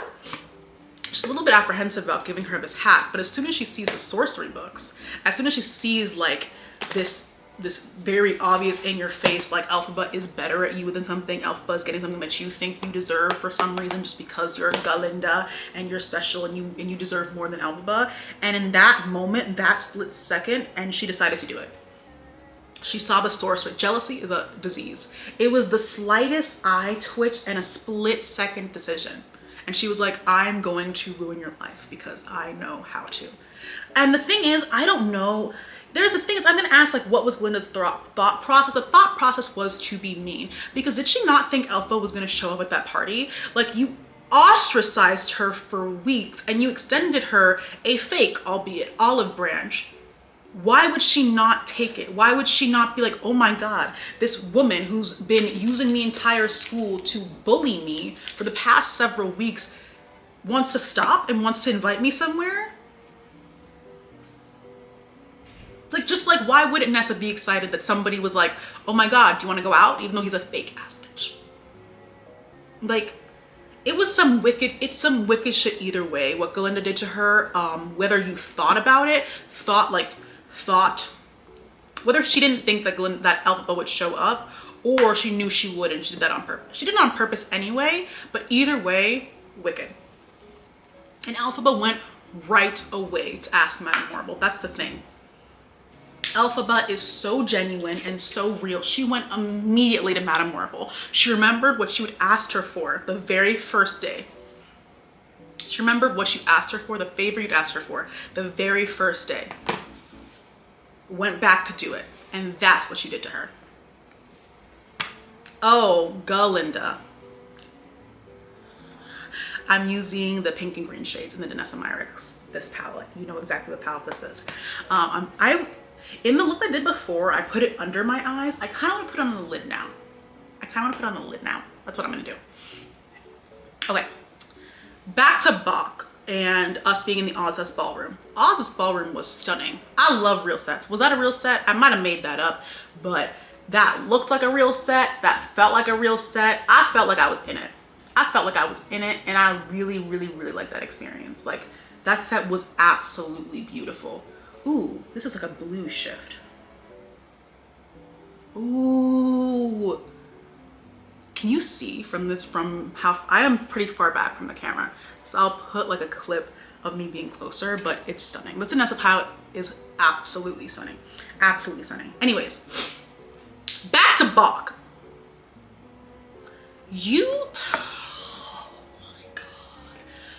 Men's insecurities are everybody else's problems. You thought Galinda just wanted to dance with him and run away with you? What delusional part of your mind thought that was going to happen? That's my first question. What made you think that was going to happen? Ah, yes, pink. Where is your brain? You're not the scarecrow. Where is your brain? Someone can't even bother to learn your name. She calls you big. And you're like, no, I'm gonna put all my eggs in this basket.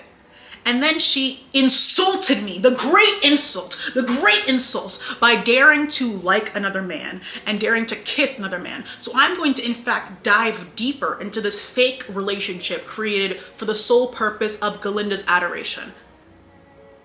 Where do you want me to start? Where should I start? Anyone have any thoughts? Where should I start?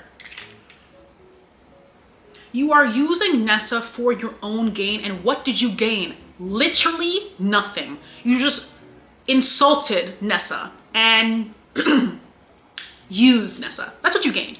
Because You're in love with Galinda, why? You're in love with Galinda or what Galinda can do for you? The place that Galinda can take you. What dating Galinda would do for you. Why do you like Galinda? You don't know Galinda. You don't know anything about Galinda. You just think she's pretty. And what Galinda can do for you really, really entices you. And Galinda's good, right? Why shouldn't she pity this poor munchkin boy and date him out of pity? Why shouldn't, she's not that good, child. She's not that good, and good for her. She's not that good. What do you have in common with Galinda? Why are you destined to be together? Why does he think they're destined to be together? Mind you, everybody's laughing at you. Your own munchkin friends in the library were laughing at you. No, you're the only person who believes it's delusion. Galinda did an orchestrated meet cute for Fiyero. I'm sure all of shiz was talking about that, but somehow you missed that memo. He sees Galinda kiss Nessa. No, sorry. He sees Galinda kiss Fiyero. And like, you are so beautiful. Mind you, then immediately goes back to looking at Galinda, professing his love for Nessa, and he's looking at Galinda the entire time. I filmed my Wicked video yesterday, but I'm listening to Dancing Through Life and I want to bring up a point. When it is orientation and they're all like in the crowd waiting and seeing Madame Marble's entrance, Bach can't see. And he turns to Nessa, the only other person who can't see, because of the two of them share something in common, they can't see over the crowd. And he uses that moment to like try to build, he's using her like, how do I phrase this? He's looking to her as a resource and as an ally because they both have something in common. They are both, compared to everybody else, not able to see over anyone. And then, so he's using her when it's to his benefit, when he's reaching out, when he wants to someone else to share, they're the only ones who can't see. That's when he's like, okay, Nessa, I will acknowledge your humanity, your existence. And then the same person, the only person who can understand your plight and struggle, you turn on her and you use her for your own, what gain? What does Bach, you know what he gains? He gains validation because a girl is dating him, and wow, who would want to date Bach? I don't know who would want to date Bach, but that's just so interesting to me that at the beginning when it was about you and you were like, ugh, I'm so alone in this, and you look to someone and you see Nessa and you're like, oh, I'm not alone, let's share a little hee-hee, a little chuckle, and then you go and turn on the only person who shares this commonality with you. It's sick. It's sick and it's twisted. Yes, there were a lot of munchkins, there were other munchkins in that attend shiz, but in that moment he locked eyes with her and wanted some solidarity, wanted some allyship with her, and then said, actually, I'm gonna use you. Hi, Cora. Your insecurity in yourself and your height and many, many, many things are now Nessa's problem. Why are they now Nessa's problem? Nessa has enough problems. Why does she need your problems? Why are you pretending to be in love with her? And what's the idea? Oh, Galinda insulted me by daring to like another man, I have to insult her back. Galinda don't care. Galinda does not care at all. Galinda has much bigger issues on her hands. Did he think like she'd become jealous and like run back into his arm? You can't get in the mind of a delusional person. Let me stop right there. You cannot get in the mind of a delusional person. And that Nessa, listen, Nessa trying to sound all bashful, trying to sound all, oh, pity me, poor boy, trying to sound all bashful. This is not Snow White. This is Oz. Stop, no bashful here. This is Oz. Get your act together. I can't stand Bach. I can't stand Bach at all. I can't.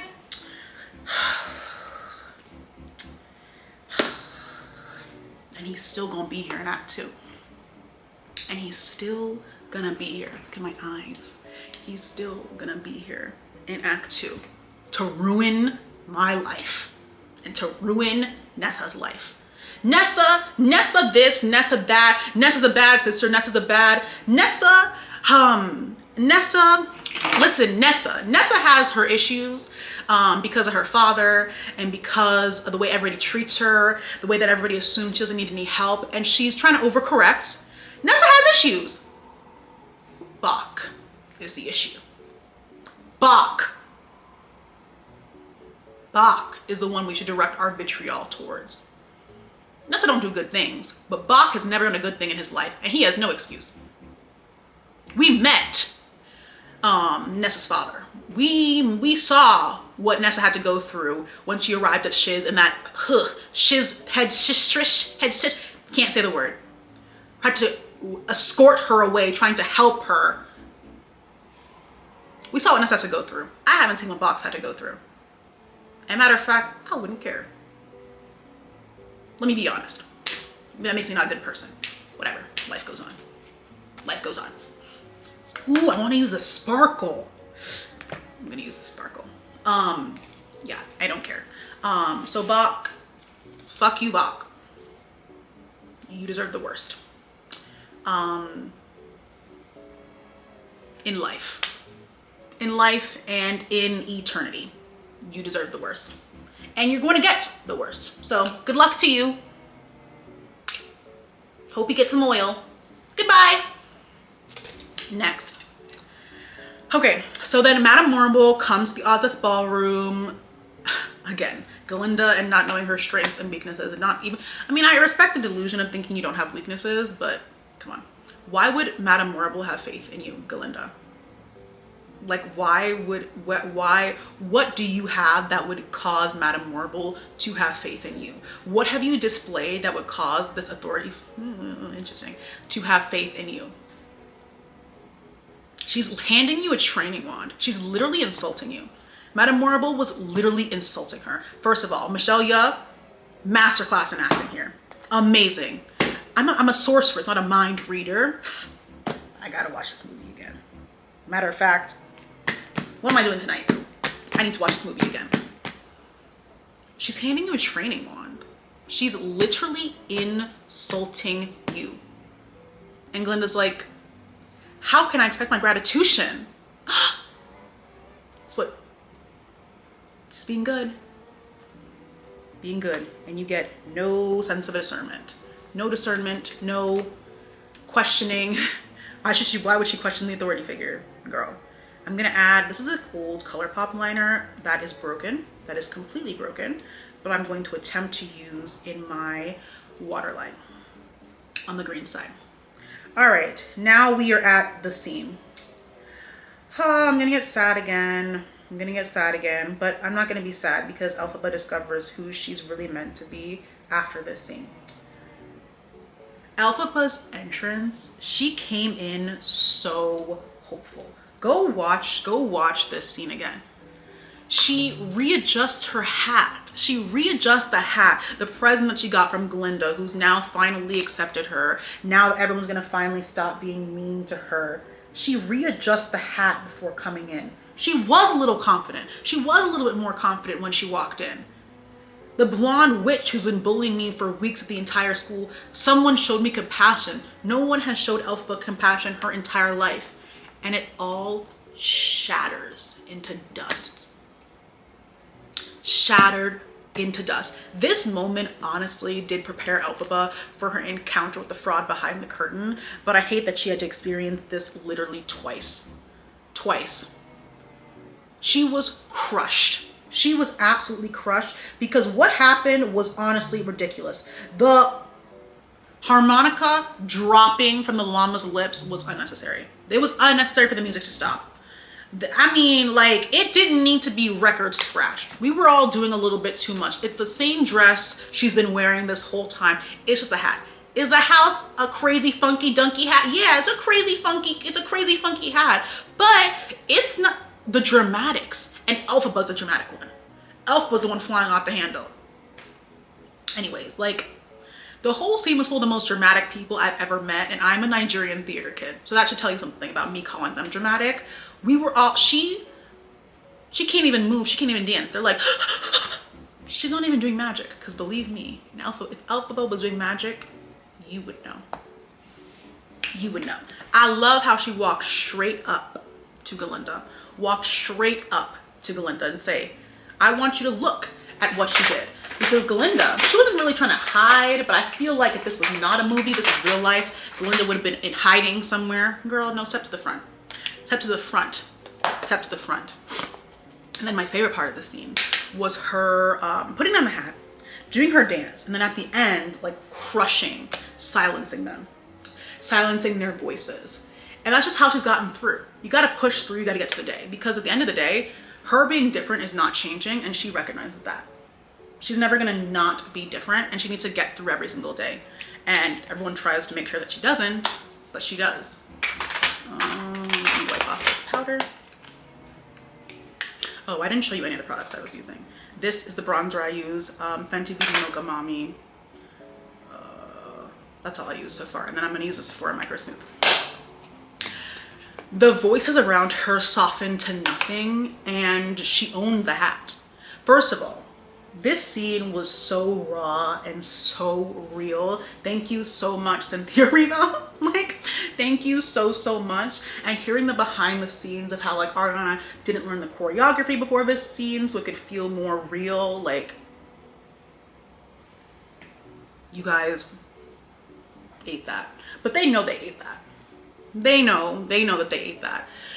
The strength and the braverism, yes, braverism, like to maintain your sense of self so strongly, even in the face of people literally throwing tomatoes at you. If they had tomatoes, they would have thrown them at her. Elphaba has had this power inside her the entire time. Like in this scene, do you know how sure, even she is obviously like, when Fiora was like, I'll say this, she doesn't give a twit what anybody thinks. And Glinda's like, of course she does, it doesn't show it. But to still, even with that, still caring what people think about you and doing this anyway, the strength and the power that takes, the mental strength to dance in silence, everyone's staring at you, and to dance and show them anyway. She's so disconnected from her own self, she doesn't even realize her own power because she doesn't let herself feel.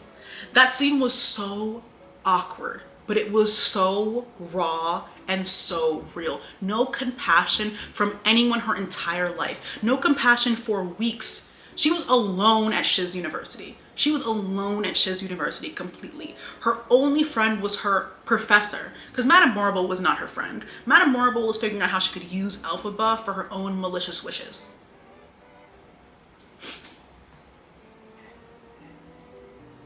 Like,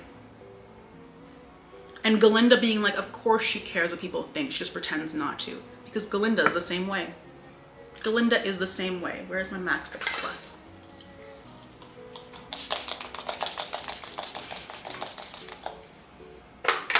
Oh, I forgot to put blush on, powder blush on. We'll do that later.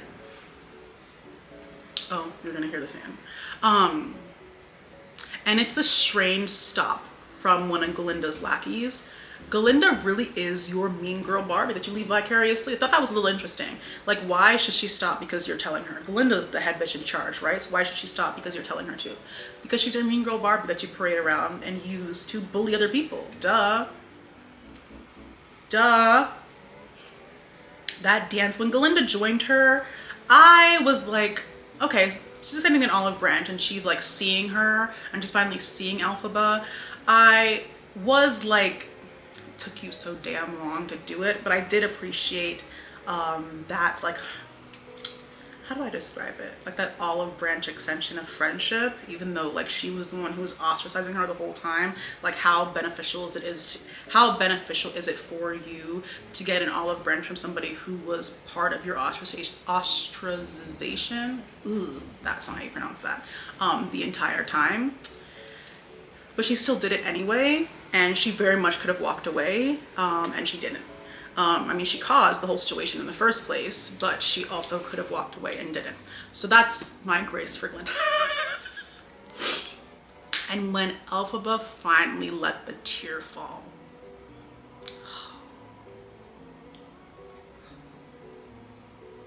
somebody finally saw that she's been pretending to be strong, even though she really is so strong, but she doesn't feel strong on the inside. And someone finally saw that in her, and Galinda saw that in her, because she has the same insecurity, has the same, also does not show the same vulnerability in the way that Elphaba does not show her vulnerability. They're very, very similar. And then these fake ass bitches acted like they were down with her the whole time. I did not like that. I did not like them being like, oh, I guess. You were just laughing at her. I didn't appreciate that. I don't care. Elphaba is very forgiving. We can all learn from Alphaba. We can all learn from Alphaba because she's more forgiving than I think she needed to be. Charlotte Tilbury powder, set my under eyes.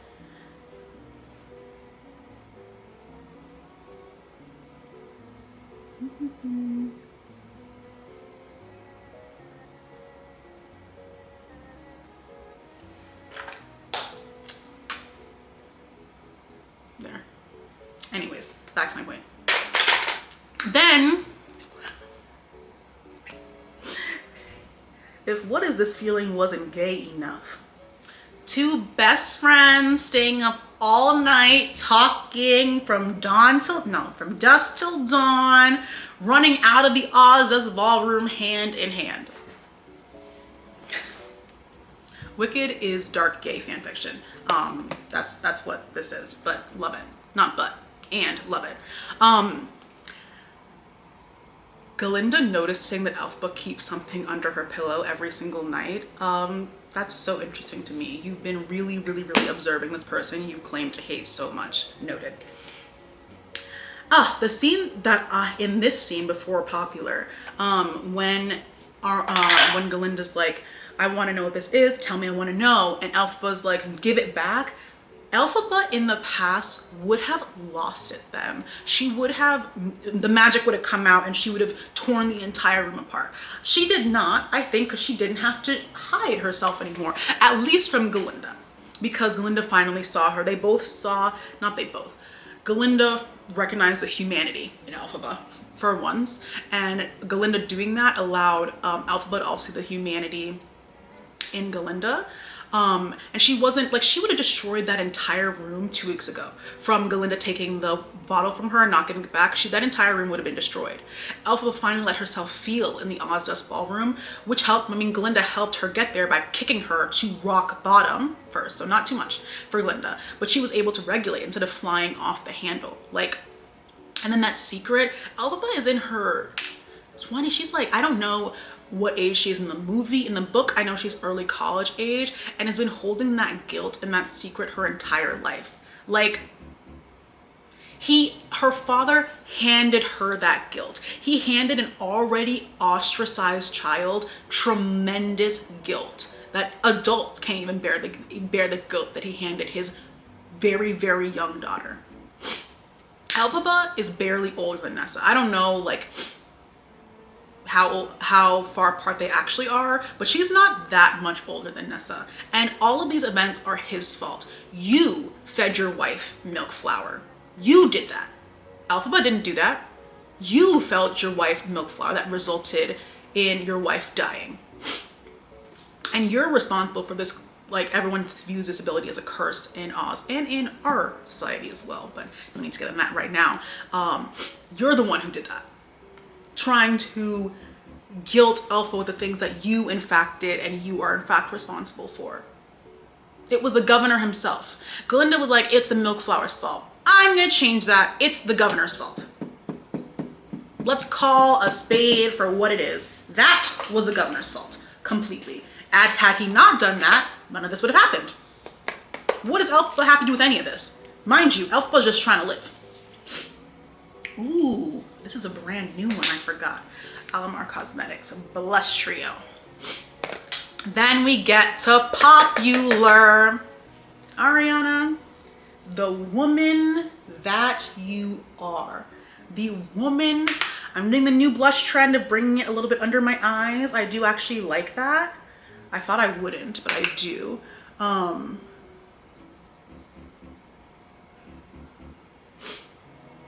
Ariana, the woman that you are.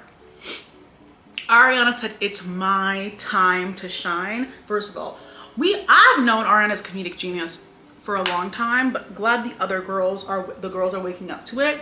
It's the taking off the glasses and the blinks for me. It's the getting up and being like, oh my God, for me. She's so funny. When she's laying around and like moving around on the floor like a jellyfish, the dramatics of it all it's too good. This scene was absolutely hilarious, and Ariana, I had complete faith in my sister, but she outdid my expectations. everyone, this whole film outdid my expectations, but Ariana really outdid my expectations. Like, oh my goodness, she was so good. And she's right. It's really the illusion of it all. The illusion. Popularity can take you very, very, very far in life. Very, very far in life. But not, it doesn't take you far enough in your own like personal development. I also feel like Galinda stunted in a lot of ways. But popularity can get you very far. Like, she dropped that baton and kept on twirling like it was there, because why not? Who's to say it's not there? If I say it's there because I'm popular and you will listen to me. It's not about skill, it's about popular. If I give you the illusion of being good at this thing and I'm popular, why wouldn't you believe me? Why would you challenge me? Why would you challenge me? And this girl really wants to be a sorceress with not one power. Not one power does, not a single power does Galinda have. Not one. She tried her darn, how long was that scene? Her trying to make the throat into a ball gown. How long was that scene? What magical powers are you gonna be a sorceress with? Galinda, be serious. I put on a lot of blush. I don't care if I have blush blindness. I like blush. Here. At the end, Galinda telling her that she's beautiful and that being when Elphaba ran out, that's that external validation that, well, there's two, I look at the scene like two different ways. One, realizing that someone that you like likes you back. Two, the external validation that she's always wanted, that she always thought she wanted, didn't do for her what she thought. Don't know which one. Could be either, could be both, not really sure. And then she goes to class again and she's Galindified. Her hair is down for like the first time. I think her hair is down in when they're staying up all night talking for the first time. I think it's the first time her hair was down, but this is her first time her hair is down outside. It's been in her at the Oz's ballroom, it was down, but it was still very restricted and tied in the back. It was tied in like that gorgeous knot. A+ hairstyling, A+ hairstyling. So then we go to class and we go to Dr. Dillerman's firing. First of all, what a great display in authority and immediate submission to authority, even when presented with all the information. Authority triumphs all. They saw their professor being dragged out by his horns. They saw police officers come in and drag their professor out. They all witnessed that. Every single person in that classroom witnessed that. And a new strange man who doesn't introduce himself, mind you, comes in and is positioned as being an authority figure, co-signed by the bumbling fool of a headmistress who has no tact whatsoever. And we're taking notes immediately. Did you guys notice that in the back? They were taking notes immediately. You just saw your professor get dragged out by his horns, and somebody comes in and is teaching you about putting animals in cages. An animal gets dragged out and the new animal that comes in is in a cage. And you said, perfect. Perfect. Actually, can you repeat that? I didn't get that. I didn't get that quite yet. Because why would an authority figure lie to me? Why would an authority figure lead me astray? Why would an authority figure not want what's best for me? Ooh. Can we relate this to any of the many, many, many pandemics currently going around? Why would an authority figure lie to me? What does the authority figure gain by lying to me? Damn, I just dropped my mascara. Oopsie. Got to clean this rug. Ugh. What does he gain? What do the people in charge gain by lying to me? Do they gain workers going back to work even though they're sick and consistently getting sick because we're putting everybody back to work? What do they gain? Just food for thought. Just food for thought. And my food for thought conclusion ends in me pleading for everyone to wear a mask and to protect yourself and protect your communities. If we're all about community care and advocating for the most vulnerable, we have to protect the most vulnerable by not giving each other repeat COVID infections and walking pneumonia and everything else that everybody has. Please, begging you. Back to Wicked. His eyes, the eyes of that man. Again, I have no name for the man. How you gonna come in and not introduce yourself? That's disrespectful. When Elphaba challenged him, his eyes went wide. I've never been challenged before. Have you guys ever challenged somebody who after you challenge them, you're like, oh, nobody's ever told you to shut the fuck up before? That was most of my college experience and a lot of my med school experience. Honestly, is it fun? No, but that look in his eyes, I got deja vu again. I'm like, oh my God, people really do not like being challenged. And he was like, how dare this different person be the one to challenge me out of anybody? Like, and Elphaba turning around to the whole class, she called out the whole class. She was like, are we all gonna sit here in silence? And they said, matter of fact, we are. And we're gonna be taking notes too. We're gonna be taking notes too.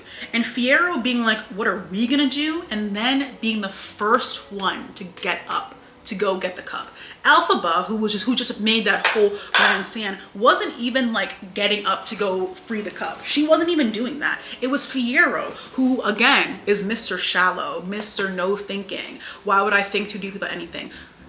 Didn't even wait a split second. Everybody, he literally saw people falling asleep. Your classmates just passed out mysteriously. And Fiyero said, anyways, let's get the cup out of here. But he's shallow.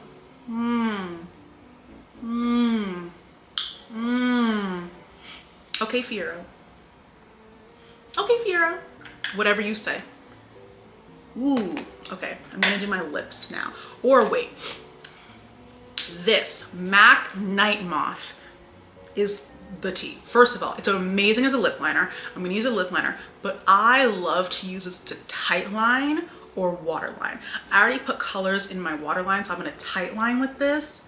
It looks so good. I'm telling you, try it. Try using this in your waterline, please. It looks so good. Okay, back to my point. So also another thing about this scene that I noticed after a couple of watches was Galinda's face when she like woke up and realized that both Fiyero and Elphaba were the only two people missing from the classroom. It was like the slightest face. She knew, because why would they run away together? Not run away together, but she knew somewhere in her heart. She knew that they most certainly liked each other, because also like, why was Fiyero the only one? Elphaba didn't do that too. But there was like this slight face, and Ariana throughout this whole movie and Cynthia are both really good at making the subtlest facial changes to convey the strongest emotions. It was this slight, I can't even pinpoint it.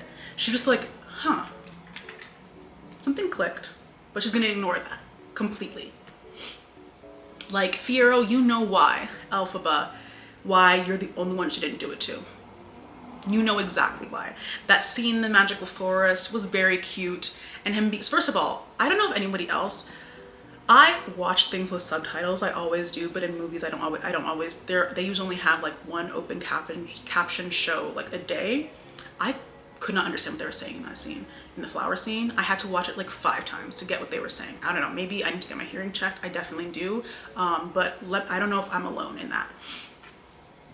I'm not that girl.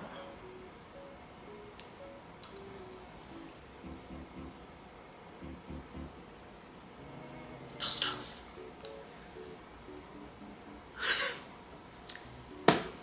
What do you want me to say? What can I say that Cynthia did not say already? Because in my notes, I literally just wrote down lyrics. There's nothing in there because it's just the lyrics are so. Don't remember that rush of joy. Don't give in to your childhood self. Don't remember what your childhood self has been wanting for so long, because everyone has told you to suppress that part of yourself, to not examine that part of yourself because she was too much. Wishing only ruins the heart.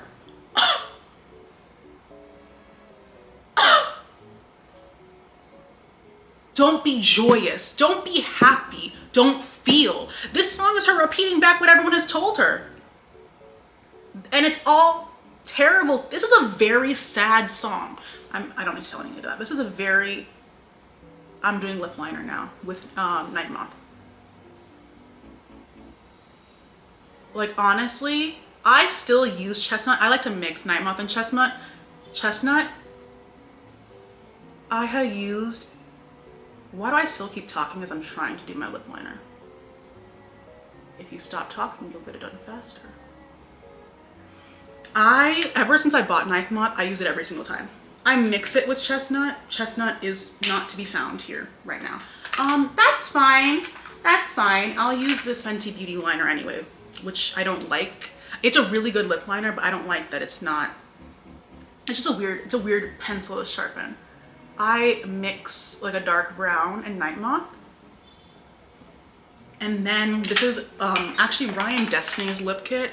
That's where I got.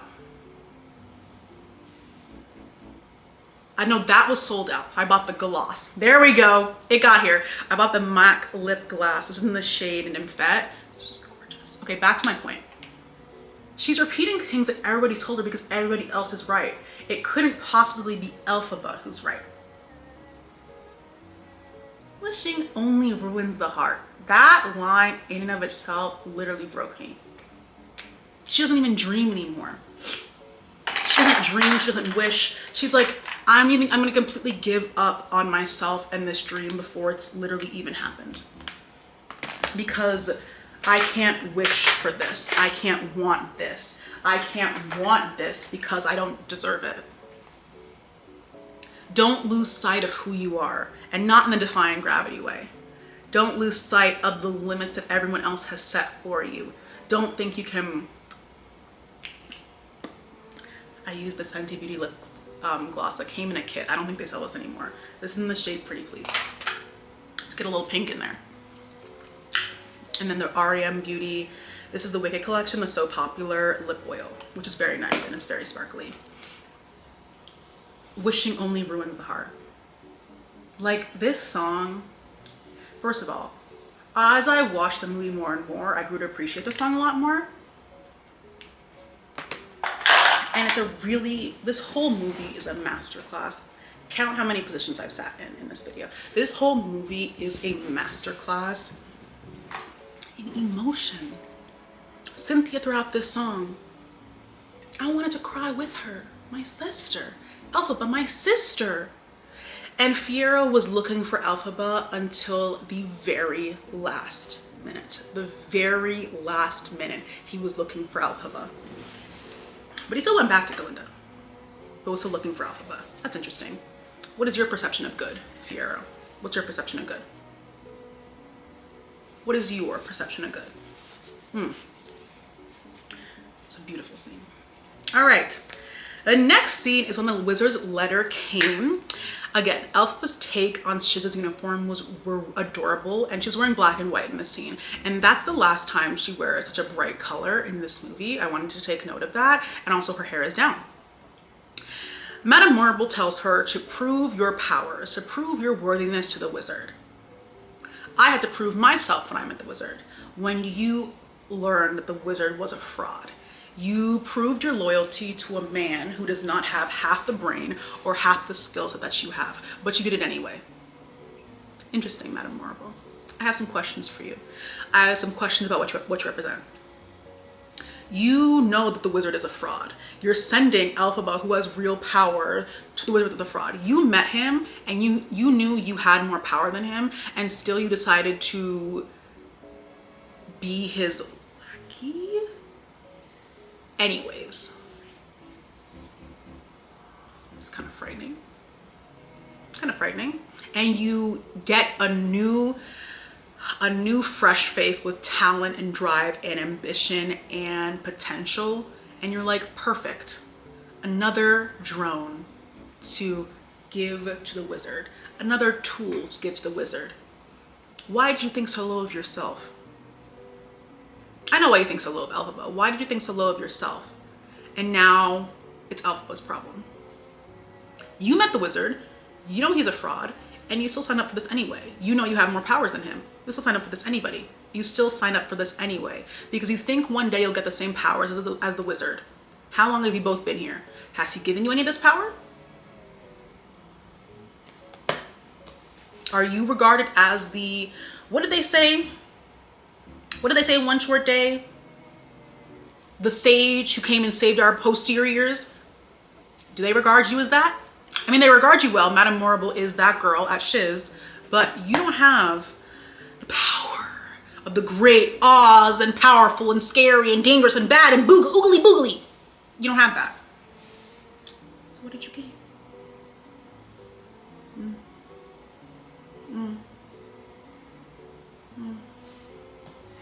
Interesting. Interesting. Next up, we have the train scene. Ariana is a comedian. Is a comedian. First of all, Fiyero came there with a poppy in his jacket pocket. That was enough. That's it.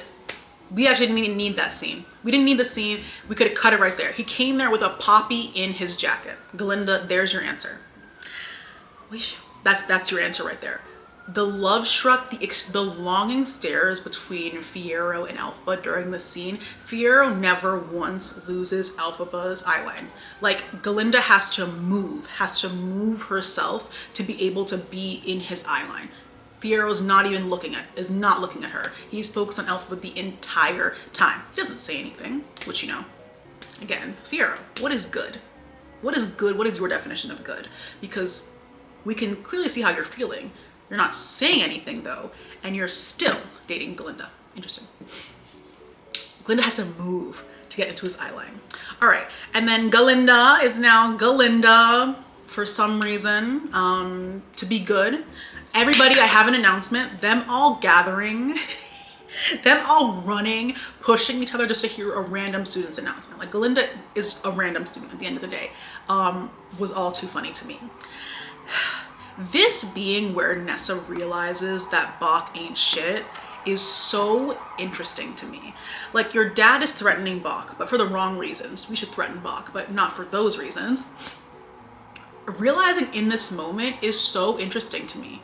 Like, what was it about this? Was it because, like, Galinda changing her name was so dumb and Bach being so in awe of that made you realize just how much he liked her? But how did we not notice that back in the Ozdust ballroom? But maybe the magic of the Ozdust ballroom was clouding her judgment, and the dramatics of that night, you know, clouded her memory. She wasn't able to remember the intricacies and the way Bach was acting a plumb fool in the Oz. I'm trying to extend some grace because I'm confused. I'm confused, Nessa. I'm confused.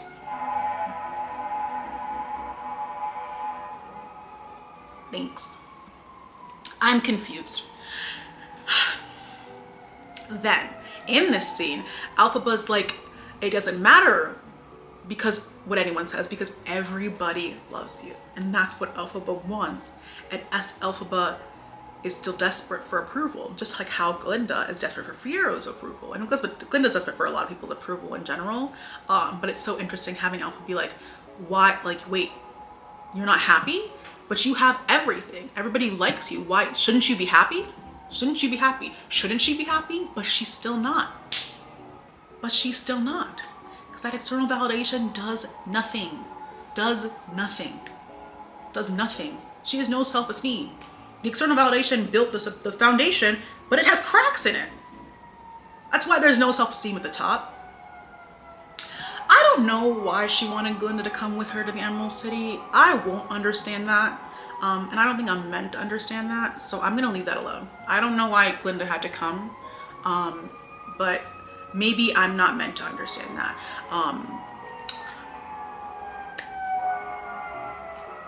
Maybe I'm just not meant to understand that.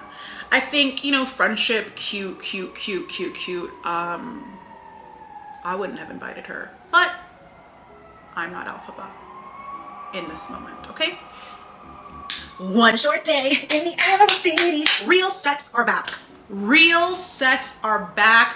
Real big, ginormous sets that I feel like I'm actually in there. Amen.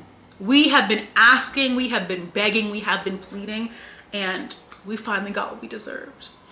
This place, the Emerald City, is really an amusement park for the Wiz. Like, this place was an amusement park. I've never been so, I was like, oh my God, this is like Six Flags for the Wizard. Like, this is an amusement park. This is not a city. It's just a bunch of ridiculousness all around. I cannot believe, I can believe because NDAs, that the Idina Menzel and Kristen Chenoweth cameo did not leak. I'm very, very surprised about that, but I'm so happy that I found that out in theaters. Because when this like promo of this movie was coming out, I was of the camp, I was like, all right, we've seen enough. I personally chose not to watch any like trailers or any like other videos before, because I'm like, I want to be surprised. I didn't listen to the songs, none of that. I wanted to be surprised. And I was surprised by a lot of things, but I was very surprised by that. I freaked out in the theater. Oh my God. They ate down. I have a question for the people of Emerald City. Not Emerald City, it didn't exist then. I have a question for the people of Oz. And don't jump me. So, this man crash landed into your country? Crash landed in a hot air balloon. And so you all came to this man and were like, by the way, we don't know you, you're a stranger, but by the way, we were given a prophecy that the person who's able to read this book will be our supreme leader. You told a stranger who crash landed from the sky in your world that the key to being the leader of your world is if you can read this book.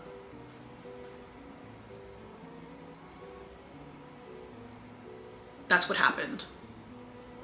Why did you tell him that? Why did you divulge all that information to him? Of course he fake read the book. I get to be supreme leader? He's clearly a greedy man. You handed the greed on the plate. Of course he's fake read the book. Omaha, bum ass. Of course he did that. Whatever. Also, the only animals in Emerald City being some of the silent monkeys and some chickens and flamingos at the start. Interesting. What a strange place. Every time I love the One Short Day scene and I like that song, but it's so interesting, like not ignoring the song, but trying to look at Emerald City as like what it is. That place is an amusement park. He's like, it's all green, it's all grand, it's all grandiose. And there's really nothing. The wizard is a fraud. Damn. Then we have a sentimental man. I don't know what you want me to say. The whole thing with the wizard, it wasn't for me. It personally wasn't for me. All I got from that scene is that he was giving Elphaba everything she ever wanted. Like, the wizard knows that Elphaba loves him, and this is the goal of the propaganda, to get to tell the children like this man is this almighty being and you should want to love him and respect him and do anything for him. So of course he relished in the fact that Elphaba came there being like, I want you to help the animals. I want you because I know you can do it, because I know you're amazing and beautiful and good. This will be your home. This will be your home. And the way Jeff Goldblum actually played, again, I probably have seen the original Wizard of Oz. I don't remember it, but I don't know if the original wizard did this too. It was the same shit as Bach. The same like, maybe potentially you might be able to live here, like if you want to, trying to act, all acting innocent bullshit. You're nefarious. I mean, maybe possibly you could live here.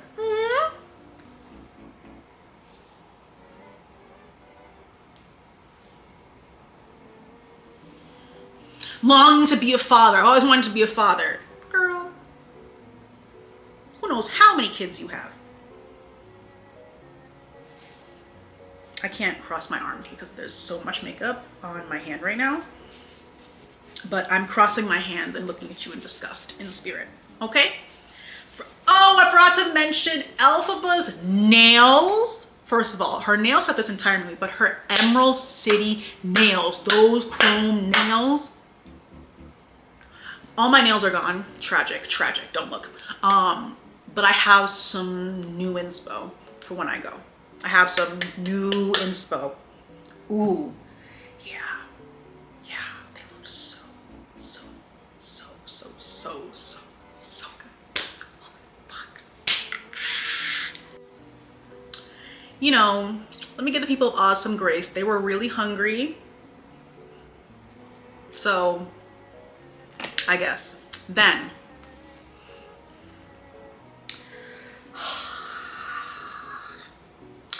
Madame Morrible set her up. Elphaba has been underestimated her entire life, and Madame Morrible then added to it by saying you have to prove yourself to the wizard.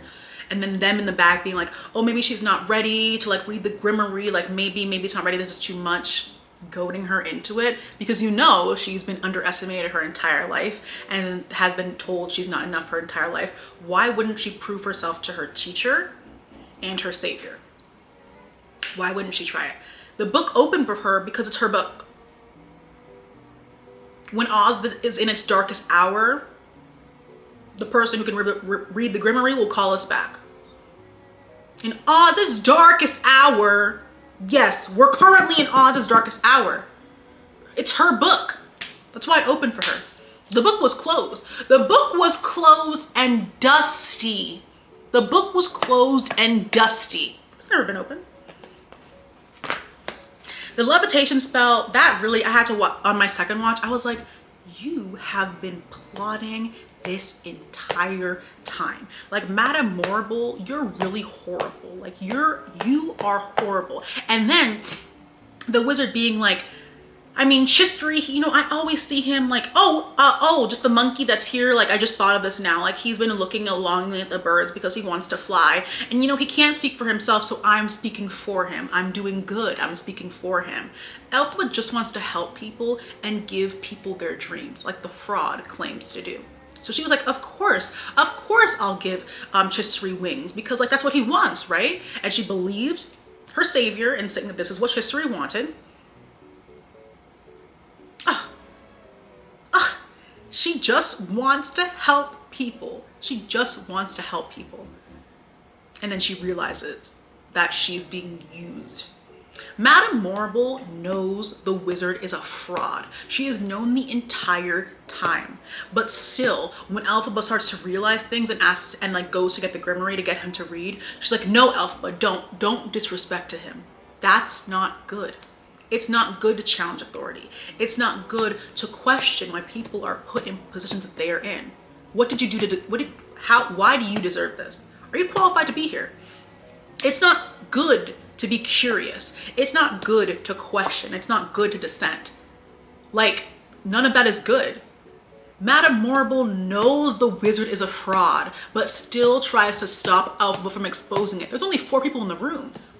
All of Oz isn't even in the room right now, but she still did not want him to be exposed to just these 3 people, because the authority wall crumbles. She knows he's a fraud. That's why she was trying to stop Elphaba from proving that he was a fraud. And then the wizard turning to Glinda to help them out, like he was like, hello, you gonna help here? Because there's no question that Glinda was already doing mental gymnastics in her head to absolve the wizard and Madame Morrible of guilt. The gears were already turning to absolve them of guilt. Absolutely, positively, absolutely. And the wizard is offering up everything that Elphaba has ever wanted. And she says no. Because things that once serve you do not serve you now. Survival skills that you had in the past might not serve you now. They could have served you back then. It served her to look to the wizard as this savior. It helped her get through her everydays when she was being berated, ostracized as a child. It does not serve her now. And she recognized that, and she said no. That no, she said no. Matter of fact, I don't want to move here. I don't want Glinda to move. I don't want any of this. I want none. I want no parts. Bad bitch. And then she runs away. Madame Morrible sending Glinda off And then just for reassurance, less than a minute later, sicking the monkeys on Elphaba, she had no faith that Glinda would get her back because she knows that Elphaba is a very strong-willed individual. She's known that this whole time. She just thought her insecurity and desperation to be loved, which of course she has, would supersede her strong-willed, and she was completely wrong in thinking that. Completely wrong in thinking that, and it shows how much she did not care to learn who Elphaba was. She just wanted to use Elphaba for her own and the wizard's own gain. You want to do some good? Get her back. That scene, you know what scene I'm talking about. Flying monkeys, the turnaround, like perfect casting.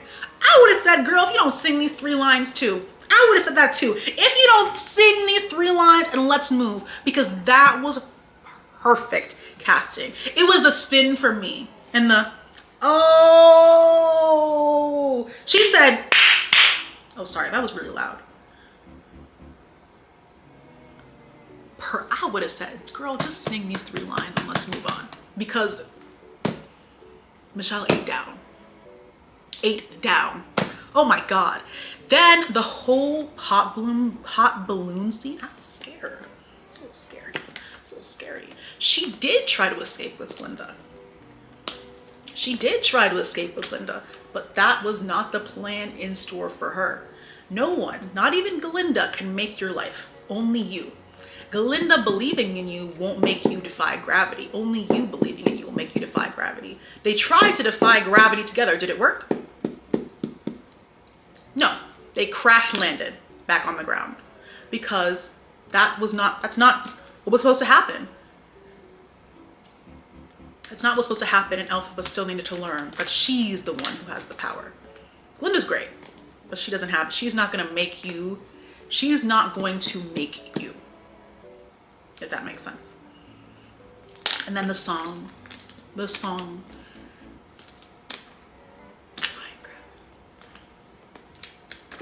Calm down, Elphaba. Girl, you're too calm. You learned y'all's messiah is a fraud who's been ruining the animals' lives for God knows how long. Why are you so calm? Matter of fact, why aren't you flying off the handle? That's crazy. That's some really crazy shit to learn. And she's just like, well, they must have an explanation. Toss. They must have an explanation. They must. Mental gymnastics instead of just realizing what's in front of you. But that's what Glinda has done her entire life because authority has always rewarded her. And still, even with Madame Marble not liking her, she still was like, no, this is still going to do me. This is still good.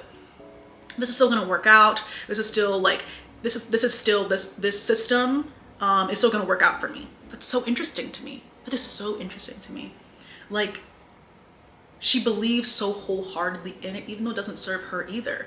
But it does serve her. It serves her tremendously, but not in every way because Glinda is still so sad. And look at her at the end. Sadder than ever because her only real friend, the only person who's really understood her and seen her for who she was, is gone. Madame Marble went on that speaker. It hadn't even been 2 minutes. Mind you, she said, Glinda, get her back. 30 seconds later was like, actually, I don't believe that Glinda will get her back. Let's get the monkeys to do the job. Then she was like, actually, that's not enough. Let's go on the loudspeaker that transmits to all of Oz. Like, and because she knew Elphaba was not coming back. Her strong will supersedes peer pressure and the desire to conform. She's never been able to conform. Elphaba has always had the strength inside her because at every opportunity to assimilate, she chose not to. She didn't. She could have thrown that hat at Glinda and she put it back on. She put on the hat to go to the Emerald City. She went back in her all black to go to the Emerald City. She did get Glindified, but her hair was more tied up when she got on the train. It was trusting her. She wanted others to validate her when all she needed was her own validation. It's time to trust my instincts. Like, I just imagining the state that Elphaba was in. Imagine learning your hero is a fraud. And then you're learning that your teacher actually like is a terrible person and has been using you since the moment that she met you. The moment that you met her, she's been your teacher, somebody you like, the only person to treat you well at this school, actually has been using you the entire time. She's all of these her core beliefs are being shattered in front of her. Everything that she's built her life up is being shattered, and she has to rebuild it as herself, as her true self. Words inside out too. Words inside out too. Like, and after Madame Morrible announces to all of Oz that she's the Wicked Witch, that her green skin is but a manifestorium of her wicked ways, Glinda goes to comfort Elphaba. And she's like, they're talking so badly about you. Let me comfort you. Don't be scared. And Elphaba doesn't need that. No.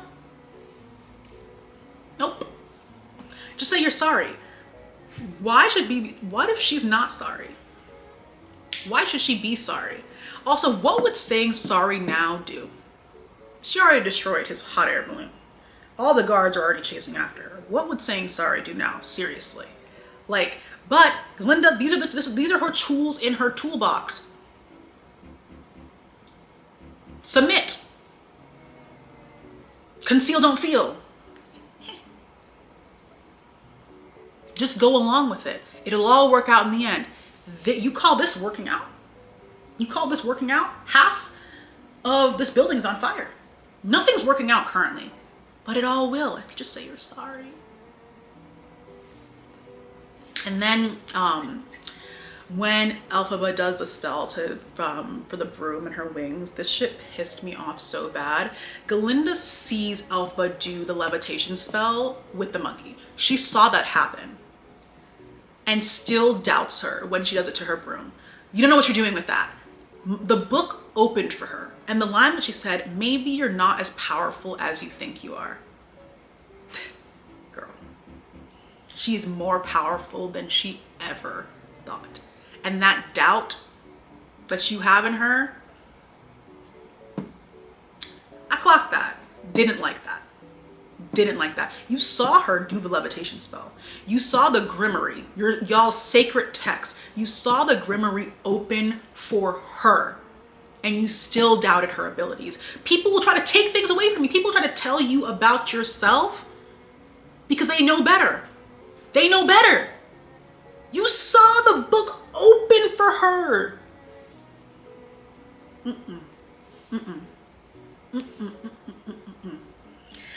It's a beautiful duet though, this part. Together we're unlimited. If we work in tandem, you don't have no powers. Glinda has no powers.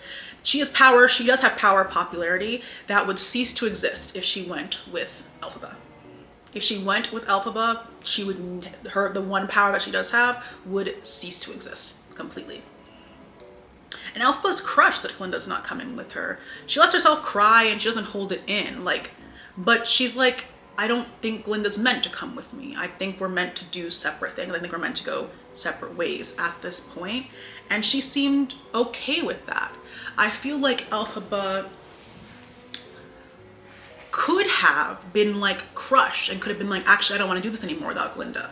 But she was like, I was going to do this with or without you. It's okay that you're not going to do this with me, but I'm still going to do it anyway. And I feel like that's also showing Elphaba growing into her true and best self and like her most authentic self, because old Elphaba would have wanted validation and approval. Oh, like somebody else should come do this thing with me. That means that it's a good thing. That means that I'm doing the right thing. She doesn't need anybody else's approval. She thinks it's the right thing. She knows it's the right thing and she does it anyway.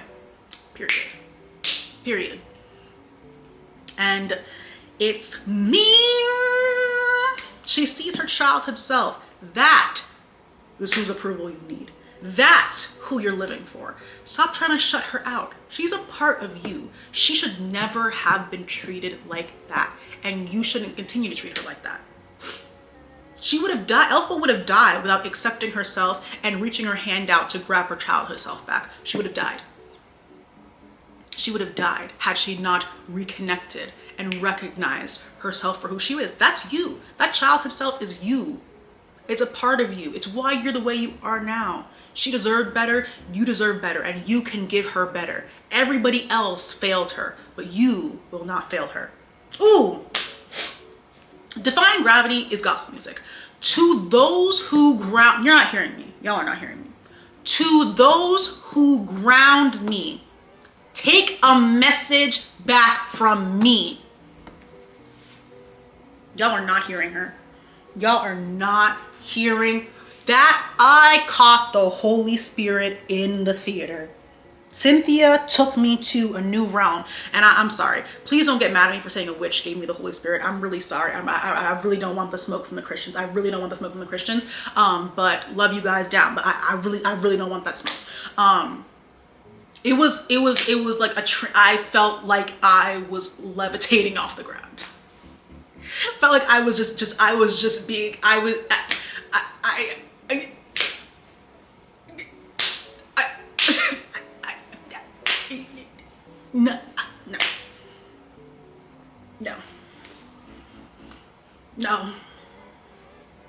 no.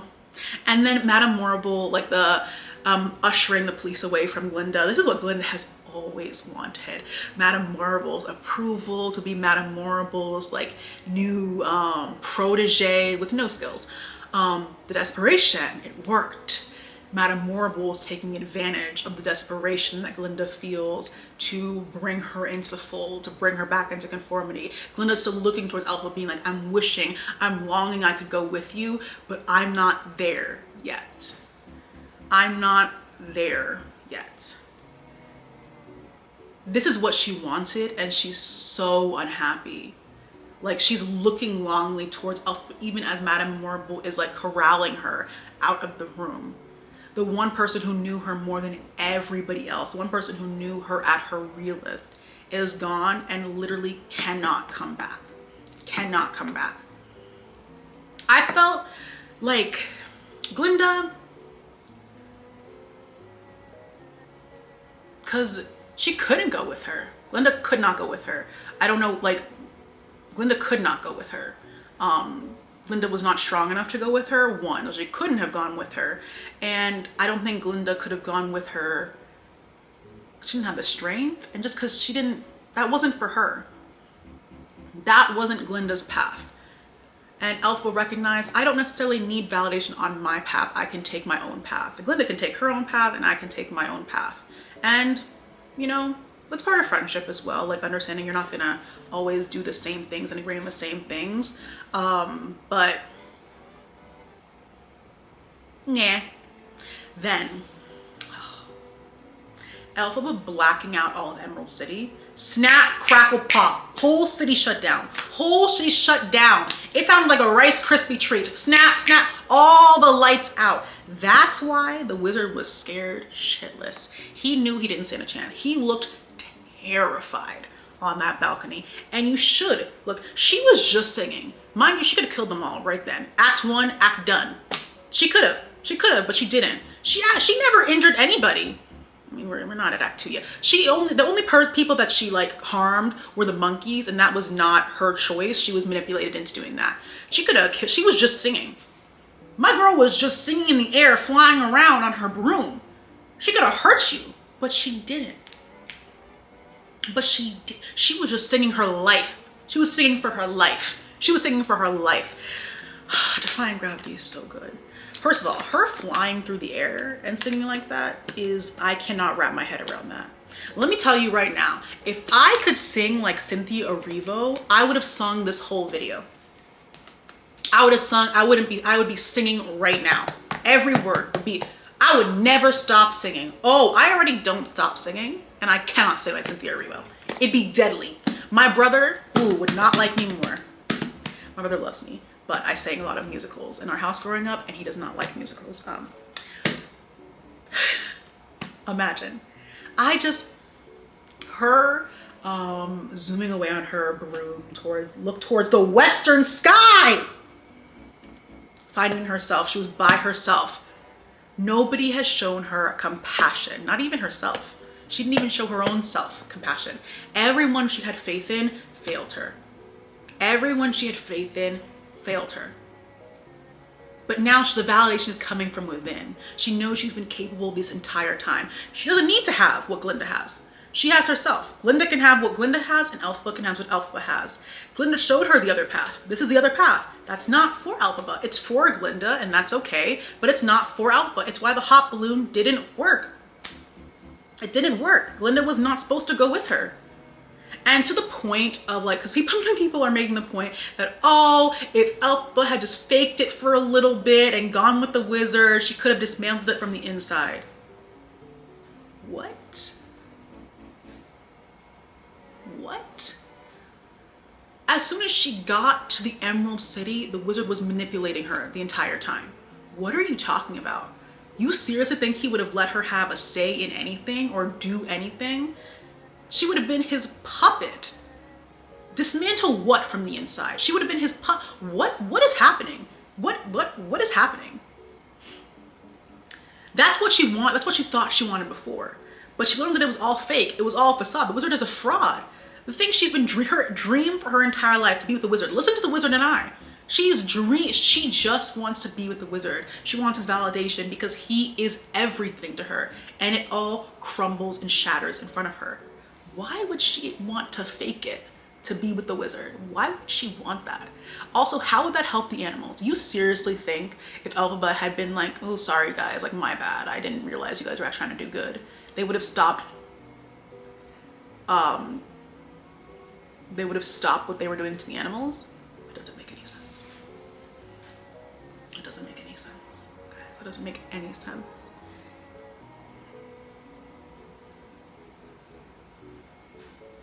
Did we watch the same movie? What are you talking about? Dismantled what from what inside? First of all, the second Elphaba ran out of that room, it was done. It was done. She couldn't have walked back in. Madame Morrible wasted no time telling the monkeys, the green one did this. She wasted no time doing that. There was no apologizing. She stood up for something and she stood in it, which is what you should do in your everyday life. When you stand for something, you should really stand for it and not falter at these hypotheticals. Like, hypothetically, if she had said sorry and gone with the wizard, she could have been dismantled from the inside. No, she couldn't have, because the wizard would not let her do that, because the wizard would not have given her any power. The wizard has no power himself. He would have made Elphaba feel smaller, feel even more inferior, and while simultaneously siphoning her of all her power. That's what would have happened if Elphaba went back inside and worked together with the wizard and Madame Morrible to help the animals. What? They manipulated her into giving the monkeys wings. But this would have been equal partnership? Girl.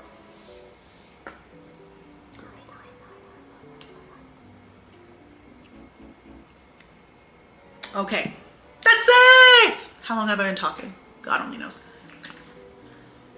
I hope this isn't the length of the movie. Loved it. Loved it. Act 1. Act 2. So I hear a rumor that Act 2, I'm hearing a rumor that Act 2 is not going to come out until next Thanksgiving. That must be an error. That must be an error, because Act 2 is currently sitting on somebody's hard drive right now. I don't think it's necessary to wait until class. Do you think it's necessary to wait until next Thanksgiving? Anybody? Anybody think it's necessary to wait until then? I think a cute April release is great. Something for the spring, summertime. I think summer blockbuster.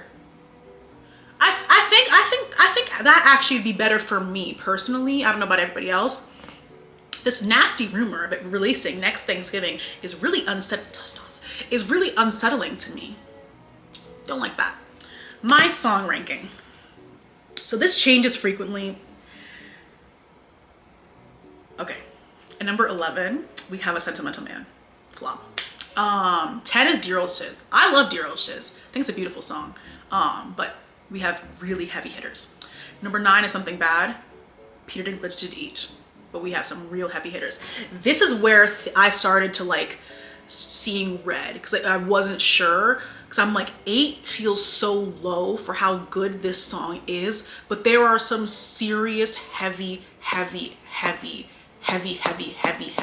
hitters in this. I put Dancing Through Life at 8. I know. But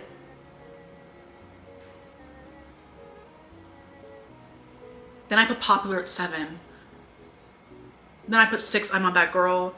5, One Short Day. 4, No One Mourns the Wicked. 3, Defying Gravity. 2, What Is This Feeling? And 1, The Wizard and I.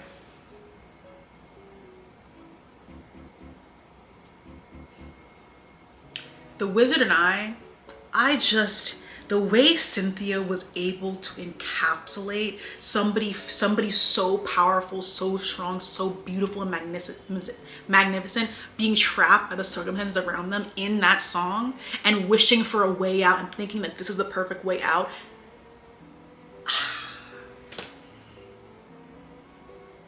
Who needs therapy when you have The Wizard and I? You do need therapy, and I need therapy too. Who needs therapy when you have The Wizard and I? First of all, music, flowers for the percussion, separate flowers, percussion, separate flowers, hair, makeup, costuming, flowers, Elphaba and her tight braid with the same kink that's in the hat, flowers, Nessa wearing the same clothes as she did when she was a kid, scented growth, Elphaba also wearing the same clothes as when she was a child, scented growth. It's all their father's fault. It's all of this, every issue in this movie can be traced back to Elphaba's father or Bach. That's actually the end. I'm done. The video's done. Let me just I have nothing else to say. The video's done. Every issue, name me an issue, I will trace it back to Elphaba's father or Bach. Those are the villains of Wicked. Elphaba's father and Bach. Casting director. The rawness of Elphaba. Oh, she played that character so well. Like, the grit, the innocence, the childlike one, the trapped in being a victim of your own circumstance. Cynthia. Ariana. Comedic genius. Kooky, crazy and fun. Spectacular. Popular, that high kick.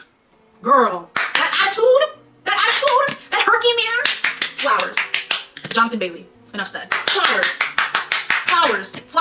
Nessa, the first, oh, this is crazy. The first disabled woman to play Nessa. I don't know what took so long. Baby Elphaba, baby Nessa. Flowers. Wow. The ensemble. Flowers. Miss Red Bob, flowers. I'll give Bach flowers to you because you played a really hateful, spiteful man really well. Flowers. Madame Morrible, 10s. Peter Dinklage, 10s. I'll give Jeff, I don't like the Wizard, I'll give you your 10s too. 10s all around. I'm gonna go see it again. Actually, where's my phone?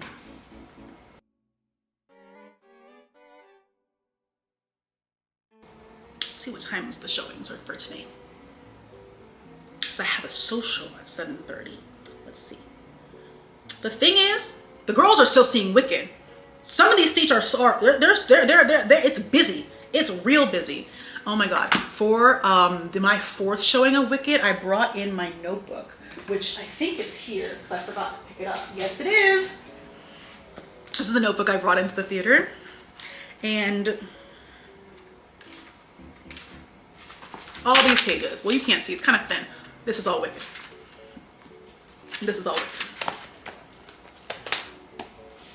I would like to thank everybody for giving me this movie.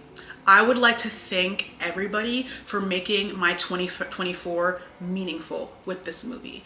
I would like to thank everybody for existing. I would like to thank everybody involved for what you've done to me on this day, this year, and this lifetime. I want to thank you. And yeah. Wow. A plus. The only issues are Elphaba's fathers and Bach. And that's in the story. I can't get rid of them. We can't be rid of them, unfortunately. A+, flowers all around. I've never been happier. So those are my long thoughts on Wicked the movie part 1. Let's do a summer release. Let's do a summer release. I think it's gonna be better for everybody involved if we do a summer release, because there is of Ariana and Cynthia's version of For Good sitting on somebody's laptop right now. And I'm sitting here without it.